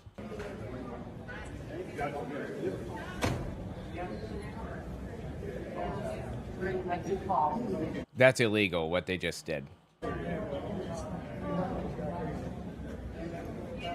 I mean, those people aren't cops. Only cops are allowed to get physical with people in that way. Okay, that officer has assaulted that young man. I'm pretty sure. Yeah. Yeah, this is actually CPAC. This is how they're treating J6ers. It's incredible. This is unbelievable. God, I mean, what is it going to take for you to realize that it was all a political stunt? Donald Trump doesn't give a shit about you. You thought he did? You poor dumb fool. The dude had an opportunity to pardon you in his first term. Okay? He had 2 full weeks of you people being hunted down by the FBI and thrown in jail. He had 2 weeks. There was a full manhunt underway. People going on Bumble and stuff and trying to find January 6th people so they'd be charged. And Donald Trump just let it happen.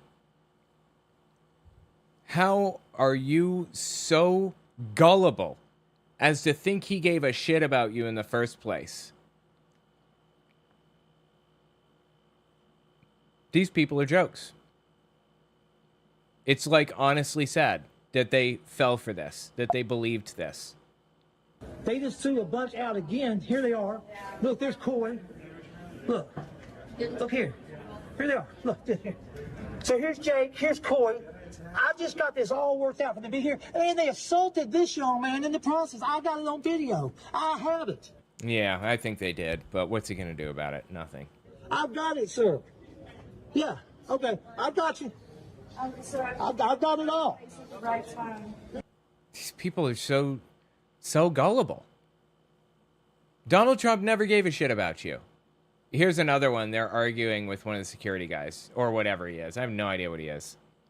I'm in prison for my country, okay? And I appreciate that. Well, apparently y'all don't, because CPAC is steady every day kicking us out of CPAC. Okay. Just for being J6ers, I'm not the first one. Okay. So can you explain me why you would kick J6ers that were persecuted for 4 years, pardoned by President Trump, okay? Then I won my appeal and my whole case was dismissed. Okay. I have a clean record. There's nothing going on with me. Okay. Why would you kick a J6er out of CPAC in all places? Like, it has nothing to do with his legal trouble. I mean, they let felons in all the time. Donald Trump is a felon. Of course they let felons in. He's a convicted felon. He just received no sentence. Being a felon isn't the problem. It's being what Trump views as scum. I don't know how else to phrase it. Like, I don't know what gave you the idea that Donald Trump gave a shit about any of you people, but he doesn't. He never did. They think that Trump gives a shit about, like, the blue-collar worker. No, he doesn't. He does not care about blue-collar workers. And it just, like, it blows me away that you actually believed that. You're not welcome there. Donald Trump has spent his entire life trying to stay away from you people. Let me just show you, like, one piece of evidence about what I'm talking about here. Hold on, it was, I wanted to pull it up on the twit, but I learned better than to pull up the twit on stream. Hold on.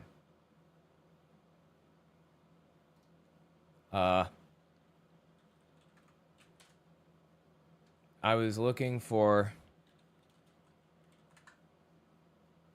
latest. Hold on, where is it? There's a video. Here, I got it. Let me just drag it on over. Look, perfect example. Donald Trump about to shake this dude's hand, honoring Black History Month. The guy goes in for a hug and Trump backs up.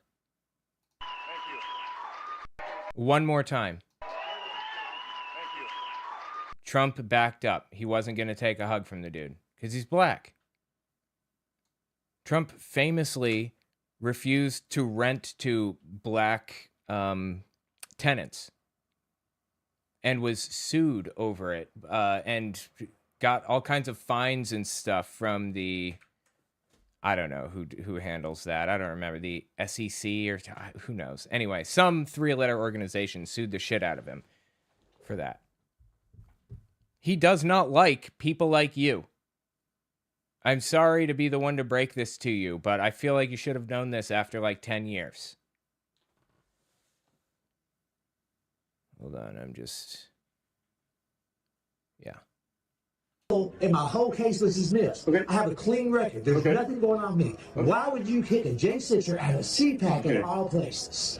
Are you ready for me to answer? Yes. Like I initially, remember what I first initially said, is that I have very limited information, Yes. and I do not, Okay, so why didn't somebody come down here that has the information? well, because they're very busy today. Yeah. Okay. Right, so, I've been very busy in prison for 4 years. that I understand, but as of right now, they want you out of the hotel, or at least out of the CPAC. Well, I'm Anyway, the point is that they never liked the January 6ers. Trump didn't like the January 6ers, didn't give a shit about them. It was all a political move to benefit himself politically. That's it. Anyway, tell me what you think about this. I'm blown away that this is just like the first time they're realizing this. All right. Since we're talking, all right, this is the part where I'm going to break, and I want to join this with the Nobel Peace Prize bit that I did earlier. Let's just listen to a minute or two of Elie Wiesel talk, giving his Nobel Peace Prize speech. He was he received it and gave the speech, I believe, in 1986. Your Majesty, Your Royal Highnesses, Starting President Joe Benkoff, distinguished members of the government and parliament, Chief Rabbi of Norway, Bishop of Oslo, Excellencies, my sister Hilda, and of course my wife,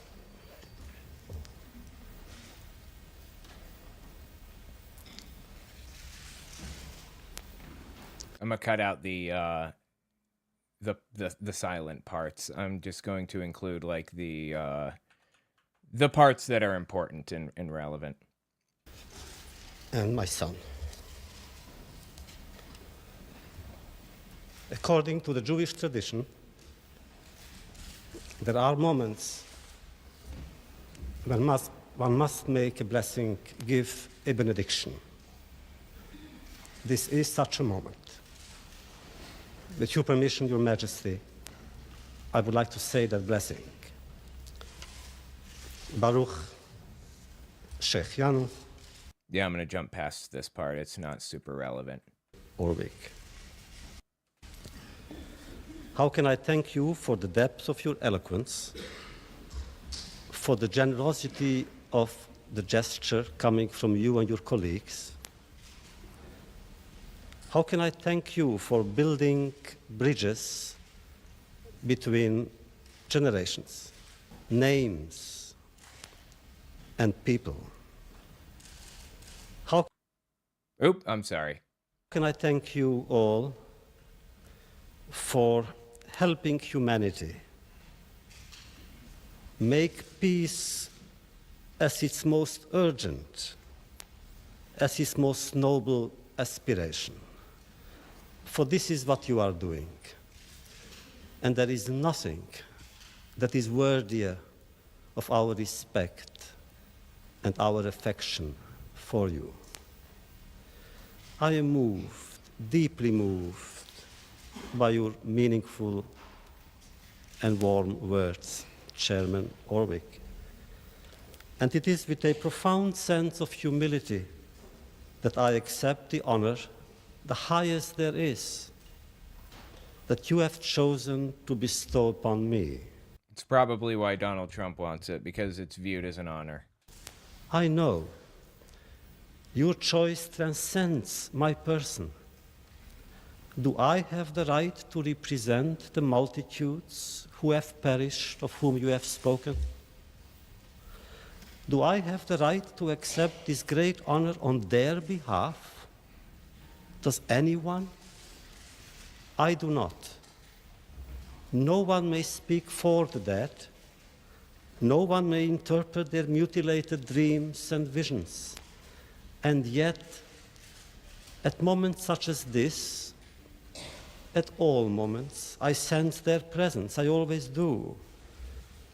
The presence of my parents, that of my little sister.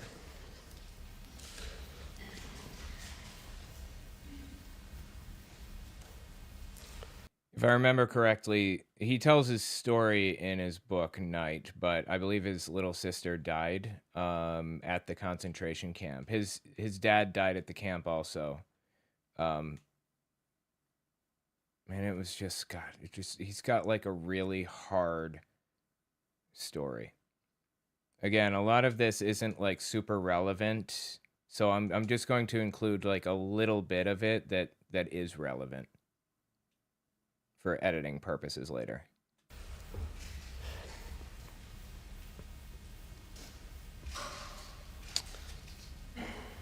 How can one not sense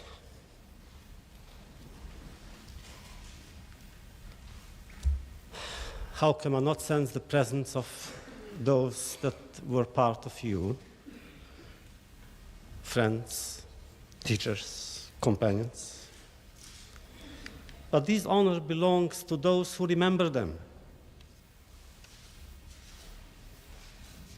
This honor belongs to all the survivors, to their children, and through us, to the Jewish people, with whose destiny I have always identified.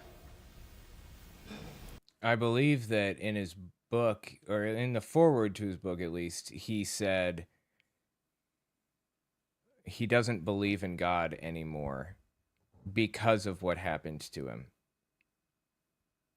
Because he saw so many people die, because he was working in the camp by force, slave labor, while the ashes of his sister and his mom and his other family rained down on him from the crematorium chimney. It would be hard to believe in God after some shit like that.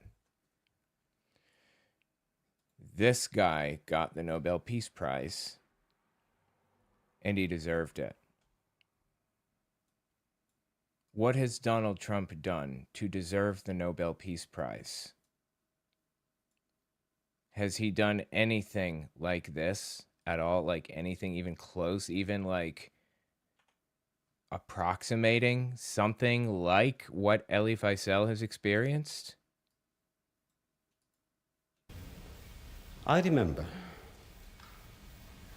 It happened yesterday or eternities ago. A young Jewish boy discovered the kingdom of night. I remember his bewilderment. I remember his anguish.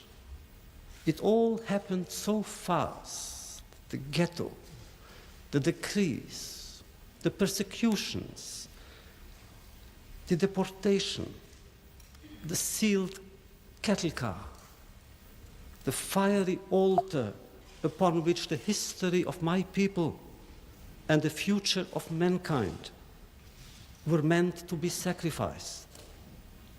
I remember that young boy asked his father,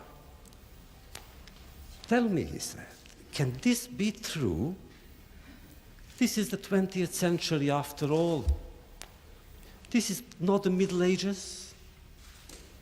Who would allow such crimes to be committed? And how could the world remain silent?" And now that very boy is turning to me. "Tell me," he says, "what have you done with my years? What have you done with your life, which is mine?" So he's imagining himself as a young boy sitting in Auschwitz talking to his adult self, saying, "What have you done with the time that you received after exiting the camp? What have you done with the time that people died to give you back, which was stolen by the Nazis?" And then I tell him that I have tried to keep memory alive that I have tried to fight those who forget, because as you have said, if we forget, we are guilty. We are accomplices. We could not prevent their death the first time. But if we forget them, they will be killed the second time. And this time, it will be our responsibility. So I also explained to that boy who was asking me questions how naive he was, how naive we all were. The world did know and remained silent. They did, absolutely. And that is why I swore never to be silent whenever and wherever human beings endure suffering and humiliation. We must speak. We must take sides. For neutrality helps the oppressor, never the victim. Silence encourages the tormentor, never the tormented. Sometimes we must interfere. When human lives are endangered, when human dignity is in jeopardy, national borders and sensitivities become irrelevant. When there's terrible suffering, borders become irrelevant. We shouldn't care where people are from or what their background is or who they are, whatever. We should care about helping. Wherever men or women are persecuted because of their race, religion, or political views, that place must, at that moment, become the center of the universe. Of course, since I am a Jew profoundly rooted in my people's memory and tradition, my first response is to Jewish fears, Jewish needs, Jewish crises. For I belong to a traumatized generation, one that experienced the abandonment and solitude of my people. It would be unnatural for me not to make Jewish priorities my own. It would be unnatural for me not to love Israel with all my heart as I do. Please remember what I remember. So what he's doing here, he's about to criticize Israel, basically. He's about to say Israel is doing something really terrible to the Palestinians and it needs to be examined. And I know that Israel will do the right thing and back off. That's basically what he said. I think, is he still alive? There's no way he's still alive, is there?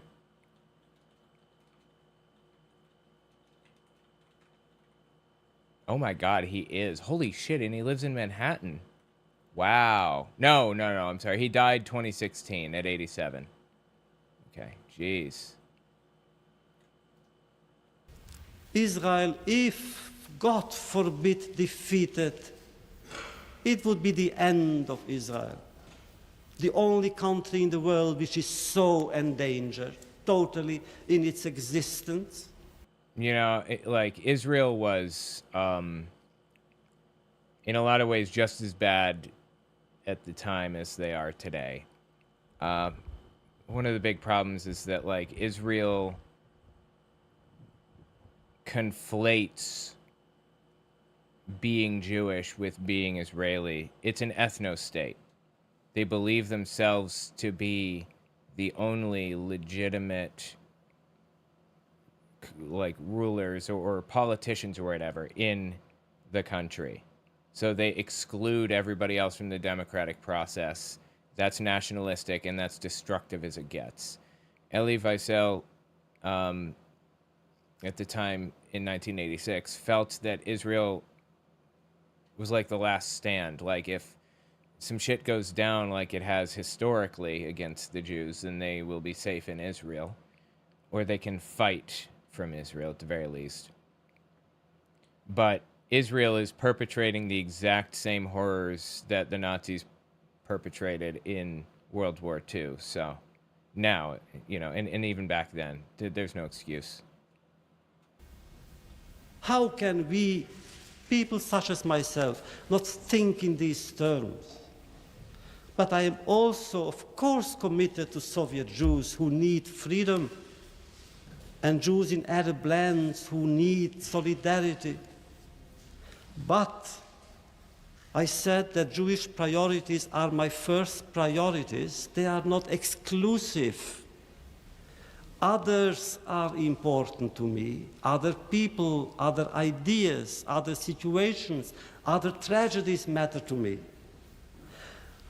Believe me that apartheid in South Africa, right? It hadn't come to an end yet. That didn't end until 1991, I think. Is in my view as abhorrent as anti-Semitism. To me, Andrei Sakharov's isolation is as much of a disgrace as Yosef Biegun's imprisonment and Idan Nudel's exile, as is the denial of solidarity and its leader Lech Walesa's right to dissent, and Nelson Mandela's interminable imprisonment.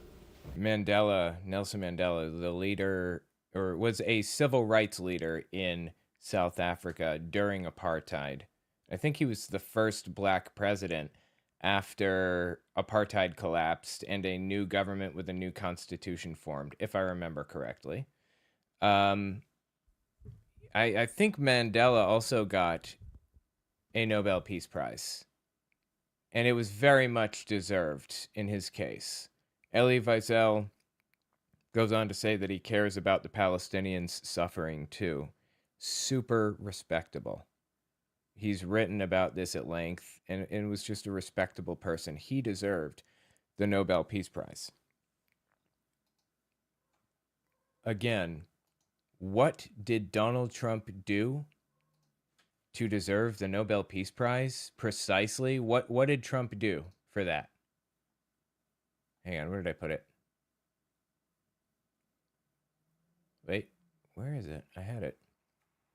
Here, Lake, Fuentes, here. Hold on. There is no question that President Trump is the president of peace and deserves the Nobel Peace Prize for the historic achievements of his first term alone. What did he do in his first term to deserve the Nobel Peace Prize? What did he do in his first term that is even close to a little bit comparable to what Elie Wiesel did? There is so much injustice and suffering crying out for our attention. Victims of hunger, of racism, and political persecution.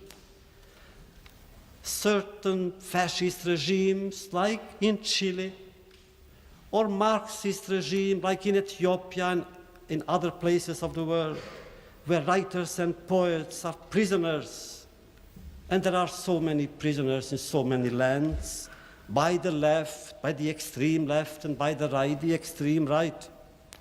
Now, you know, as I do, that human rights are being violated on every continent. More people are oppressed than free. How can one not be sensitive to their plight? Human suffering anywhere concerns men and women everywhere. And in spite of what some extreme critics have said about me, that principle applies in my life also to the Palestinians, to whose plight I am sensitive, but whose methods I deplore when they lead to violence. Violence is not the answer. Terrorism is the most dangerous of answers. I know they are frustrated, and that is understandable, and something must be done about it. The refugees in the refugee camps and their misery, the children and their fear, the uprooted and their hopelessness, I know. Something must be done about their situation. I know that too. Both. This guy, I'm sorry to say, has really, really terrible hair. I respect the fact that he got a Nobel Peace Prize, but do something about that hair, bro. Please. Both the Jewish people and the Palestinian people have lost too many sons and shed too much blood. This must stop. And all attempts to stop it must be encouraged peacefully. Israel will cooperate. I am sure of that. I trust Israel, for I have faith in the Jewish people. Well, he was incorrect, unfortunately, I'm sorry to say. And he lived long enough to see that. 2016, Israel was just as monstrous as ever in 2016. It's just like really horrific and sad. There's nothing that's going to fix it. Until Israel basically stops being an ethno-state and absolutely like ultra-nationalist nutcases. That's what's going to happen. They just have to give up their ultra-nationalist roots. That's it.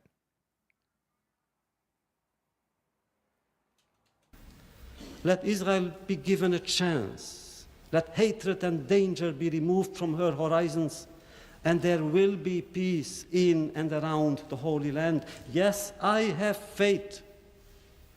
I have faith in God, in the God of Abraham and Isaac and Jacob. I even have faith in his creation. Without faith, no action would be possible, and action is the only remedy to indifference. The point is that the guy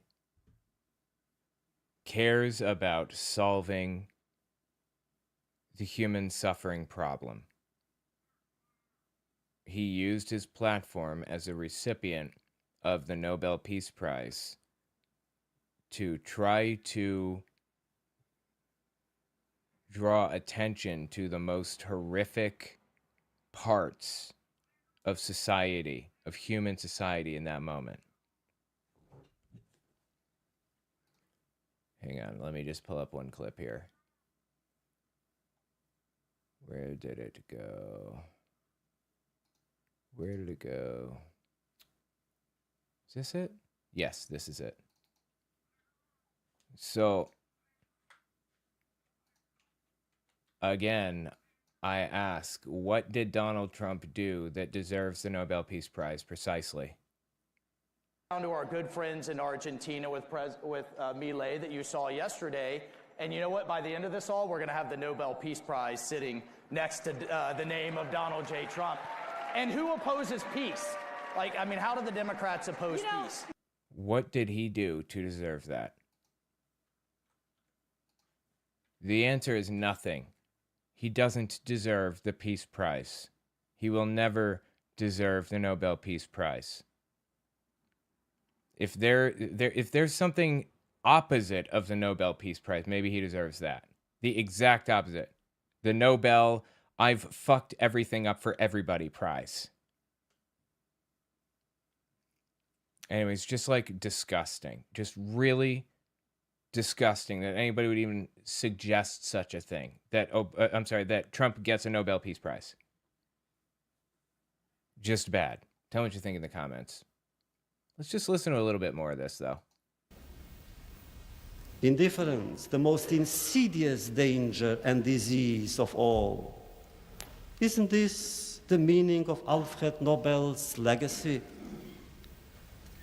Wasn't his fear of war a shield against war? There is so much to be done, and there is much that can be done. I have learned it in my life. One person, a Raoul Wallenberg, for instance, an Albert Schweitzer, a Martin Luther King, one person of integrity, of courage, can make a difference. Martin Luther King, that was really interesting. He shouted him out. A difference of life and death.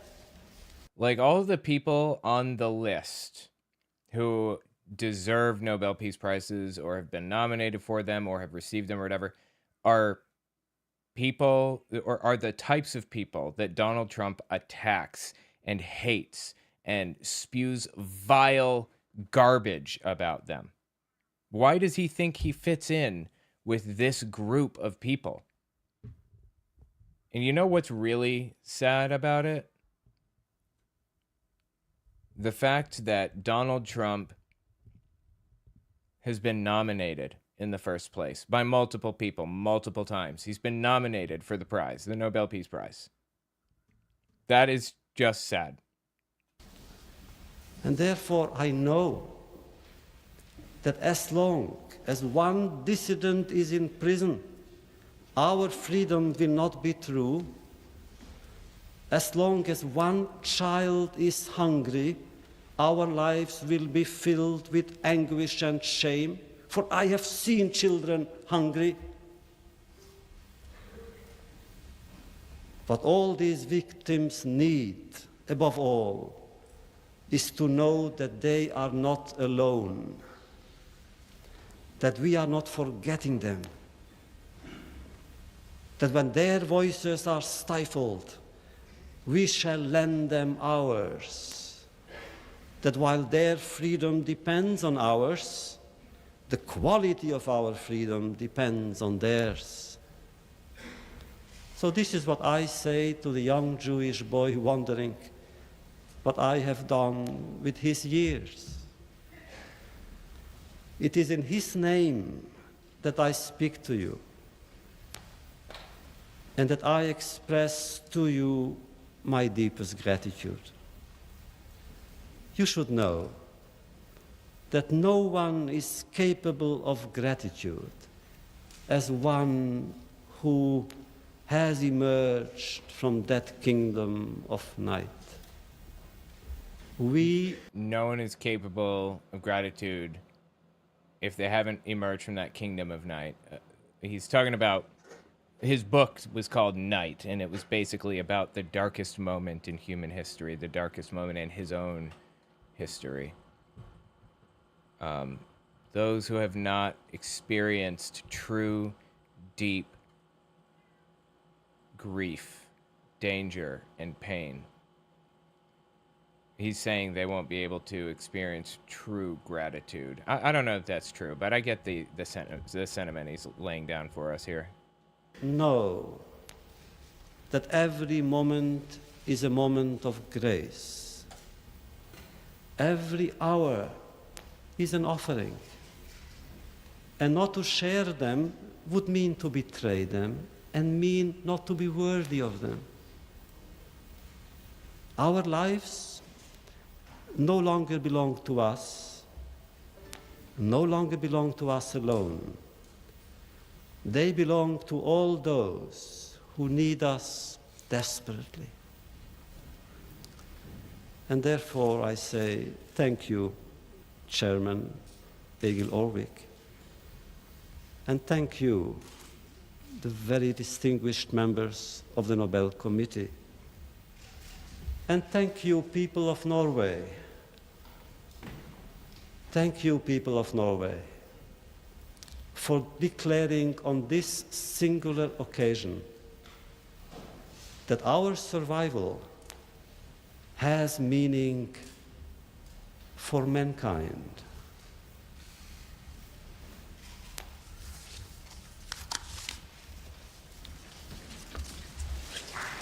Yeah, that's the end of the speech.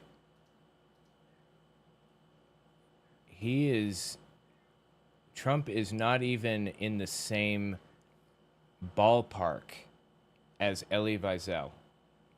Not even close. They have nothing in common. Nothing. They stand for two completely different, ideologies, two completely different, beliefs, two different everythings. And Trump wants the Nobel Peace Prize. Hang on. I'm trying to pull something up. 2024. Hold on 1 second. I'm just looking for... Okay. I think that Trump has only been nominated for the Nobel Peace Prize 4 times. I mean, 4 is like way more. It's 4 more than it should have been, but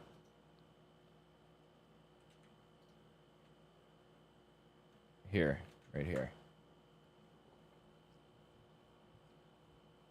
Trump's been nominated for the Nobel Peace Prize for the 4th time, a recognition prompted by his role in brokering the historic Abraham Accords. This is January 31st, 2024 is when this article was written.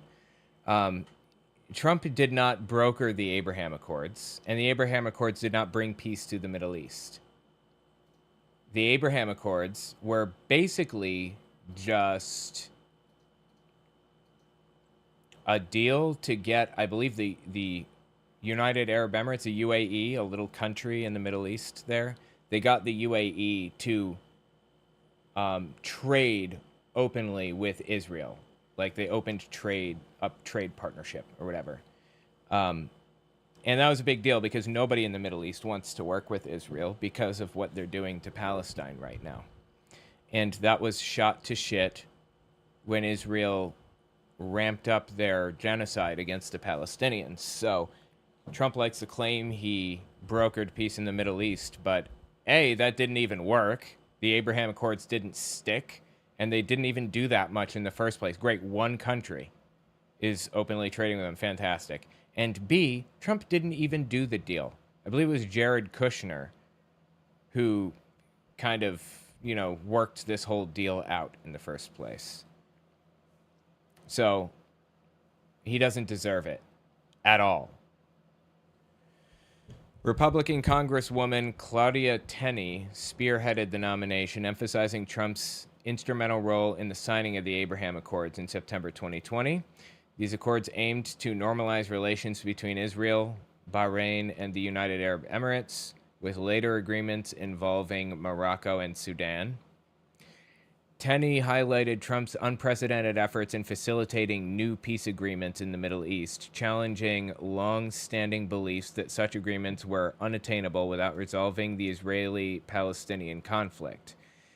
Yeah, so obviously it was attainable, but it was going to crumble. It was going to fall apart, like nearly instantaneously. The moment the genocide ramps up again, it's going to fall apart. And it did, as predicted. It was pointless for Donald Trump to do this or to take part in this or whatever. And everybody knew that. Anyway, tell me what you think about it in the comments. I just don't get how these poor, ridiculous, dumb fools can say these things with a straight face. But by the end of this all, we're going to have the Nobel Peace Prize. How do they say this? Tell me what you think in the comments. My God, dude, the ads on this are insane. All right. Let's see. So I wanted to hit Fuentes. It's kind of an obligation because that's how this started in the first place. So let's hit Fuentes. Okay. Put a little marker in there. God, the editing on this is going to be a nightmare. That's okay, though.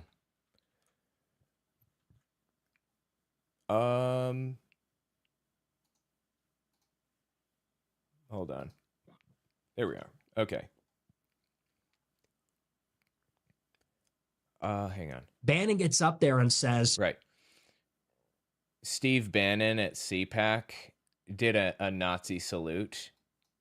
Right here. We'll listen in a second, but Nick Fuentes, of all people, white nationalist, full-blown neo-Nazi Nick Fuentes, had something to say about Bannon doing the Nazi salute. This was some sick shit. Bannon gets up there and says, I think Trump's going to run in 28.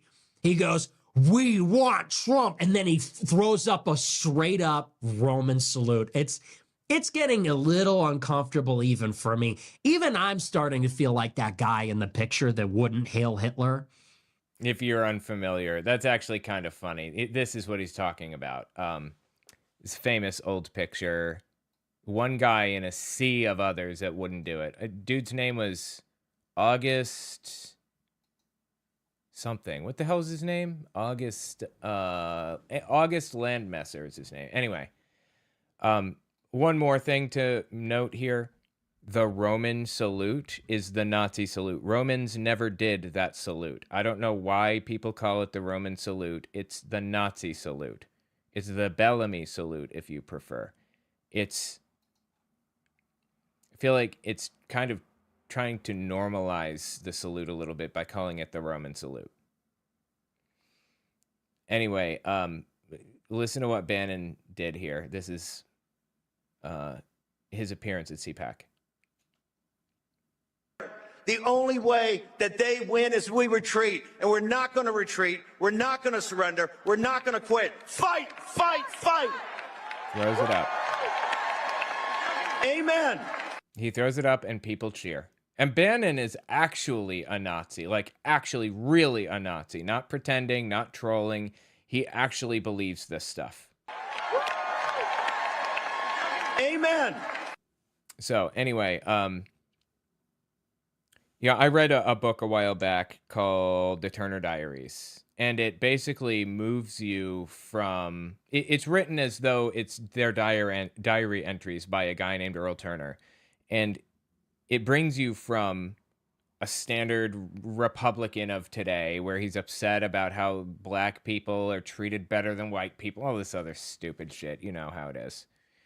And he moves from there all the way to full-blown genocide against the black community and Mexicans and others, non-white people in America, like full-blown Holocaust. Starts talking about how Hitler was doing the right thing and everything, the whole nine. Bannon, it seems to me, is very much there. If I had to guess, I would say he is a fan of the Turner Diaries. I did a whole breakdown of the Turner Diaries, by the way, on my main channel, I believe, if you're curious about it. Anyway, keep listening to Fuentes talk about Bannon giving this salute, because there's more to the video. It's even getting a little uncomfortable, and I'm saying that, you know? And I was writing policy memos for Supreme Leader Kanye West, okay? I was writing policy papers based on Hitler's policies for Supreme Leader Ye. And you know what's funny about this? I mean, funny, you know, more sad than funny, but ironic maybe. Hitler wrote policy papers based on America's race laws about how people were segregated. They weren't allowed to go to school together. They weren't allowed to get married and all that other stuff. They weren't allowed to have children if they were like black and white. Hitler based the Nuremberg laws on that. And here we are on the other side of it. Nick Fuentes writing policy papers based on Hitler's policy, based on America's policy from the 1800s. It's getting even a little excessive for me. Bannon goes up there and he's like, Trump is our guy in 28. Person like that only comes around twice in a country's history. We want Trump. And then a straight up salute. And even me, I'm kind of looking around like, is everyone see that? Is everyone rocking with this? Okay, that's kind of funny. But yeah, he is a full-blown Nazi. Nick Fuentes is. And so is Bannon. He isn't uncomfortable with it. He's excited for it, in all seriousness. Now, speaking of Kanye West, since he mentioned him, I was kind of perusing the twit as I do, and I came across Carrie Lake talking about Kanye West. You know Carrie Lake? She ran for governor of Arizona, lost, refused to give it up, and is now the leader of Voice of America. It's a broadcast, like a state-run broadcast. Basically, she's a state propagandist for the United States. Yeah, well, she had a conversation with somebody about Kanye West. I don't know enough about him to even throw a word out. I mean, rapper. Really? You don't know anything about Kanye West? Nothing? All you know about him is rapper? Okay. We'll see how that holds up as we go. I did buy his Christian album though, and I thought that Jesus was is really, King. yeah, I thought that was really impressive. I wanted to support that when he said he was going to do rap music that preached the word of the Lord. I thought that's worthy of my hard-earned money, and I. Okay, interesting. So you were aware that he released an album about Jesus, but at the exact same time that was happening, that he released that album, you are unaware that he professed his love for Hitler? I mean, that's kind of a defining quality of the guy, right? Let me find it. Hold up. Wait. Well, what are these? That's weird. Oh my God. Oh, that's funny. Hang on. Here it is. Seriously. I mean, just because you're in love with the design, you're a designer. Can we just kind of say, like, you like the uniforms, but that's about it? No. There's a lot of things that I love about Hitler. A lot of things. I mean, it doesn't get any more clear than that. I think it's awesome for a presidential campaign. Yeah? To have someone that's honest, that understands the state of the world, and that's ready to listen to what the American people need. But Hitler's got a pretty bad reputation. Well, who made that reputation? That was made by Jewish people. Well, the murdering Jews was a pretty big part of his bad reputation. Yeah, but some of it's incorrect. No, it's not. This is who Carrie Lake is promoting. Are you guys hearing the dinging? Is that just me?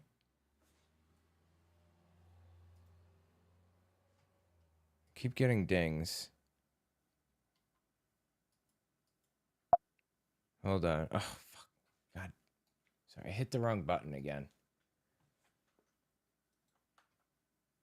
Hold on. Just a second.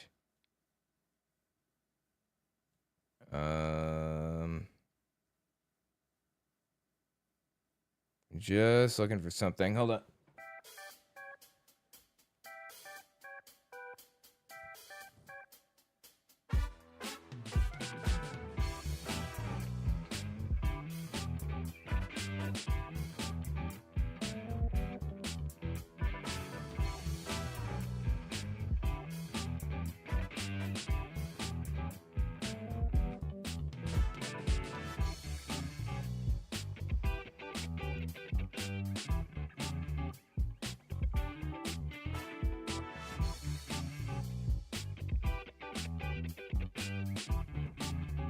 Okay. You guys didn't hear a ding? Emoji dance party, right? You can do emojis on here, can't you? Let's see. I have a big list of emojis, but I'm not sure. Yeah. There you go. There's an emoji. Anyway, let's continue. Hold on. Also, the Holocaust is not the only Holocaust. So Okay. for them to take that and claim, we have abortion right now. Oh my God. Anyway, the point is, that's what Kanye West is famous for. Saying he loves Hitler. You're telling me that all you know about him is that he's a rapper? I mean, I know more, actually, that he also released a Christian album. Doesn't stop there. Hard-earned money, and I bought that. I love it. I think everyone, even people, when we make mistakes. Oh, so you know that he made a mistake, is what you're saying? I thought you didn't know anything about him. What mistake did he make, Carrie Lake? If she's aware that he made a mistake. All right, let me rephrase. She's aware that he, quote unquote, made a mistake, except he doesn't view it as a mistake. To this day, today, he's tweeting about how he's a Nazi.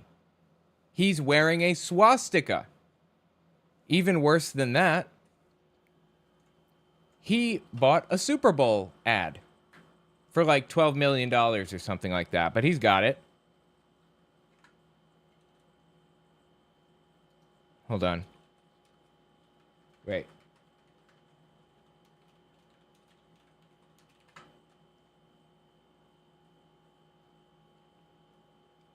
Here you go. Super Bowl ad. So what's up, guys? I spent like all the money for the commercial on these new teeth. So once again, I had to shoot it on the iPhone.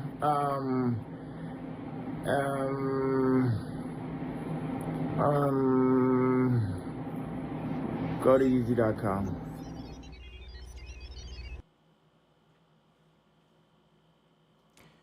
You want to know what happens when you went to Yeezy.com?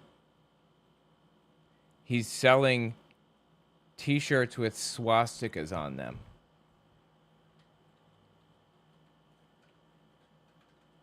You know, it's too risky to pull this up on stream. Let me just... So the Super Bowl runs an ad for his store, Yeezy, where he was selling swastika shirts.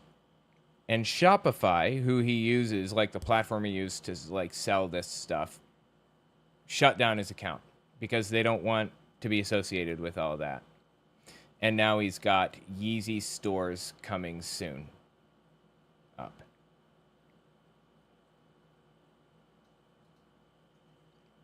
So one more time, Carrie Lake, what mistake did he make exactly? Because he doesn't think he's made any mistakes. You forgive mistakes, but I imagine as a Christian, only when they acknowledge it, right? Love it. I love it. I think everyone, even people, when we make mistakes, we're all redeemable. And I really respected when he was willing to show up during President Trump's first term, show up to the White House. He put his MAGA hat on. That took courage back then, especially for somebody in Hollywood. You know how hard that was? So I actually respected that. I respected that a lot about him. Absolutely disgusting. Absolutely disgusting human being, Carrie Lake is, to say some shit like that. To forgive a mistake that the dude doesn't even view as a mistake, which is to say loving Hitler. What is wrong with you, Carrie Lake? He is literally basing his policy positions on Hitler's policies. Right? Like Nick Fuentes said. The point is, we are going down a dark Nazi rabbit hole right now, guys. What is happening? It's even making the Nazis uncomfortable. Trump's going to run in 28. He goes, we want Trump. And then he throws up a straight up. Anyway, tell me what you think about it in the comments. Absolutely wild. Okay. Jesus Christ, dude. I've been looking for an opportunity to talk about the Kanye West Super Bowl commercial. I totally forgot about that. I can't believe they, like, sold him space in the Super Bowl, whatever. Like, I can't believe they allowed that. Anyway, well, I'm cutting it pretty close, actually. I have some things I have to take care of. So I guess I'm going to get out of here. But I appreciate you guys coming and hanging out. It's been a lot of fun. I will be streaming on Wednesday on my Unfiltered channel, okay? Hope to see you guys there. And otherwise, I'll talk to you guys next week, all right? Have a good one, everybody.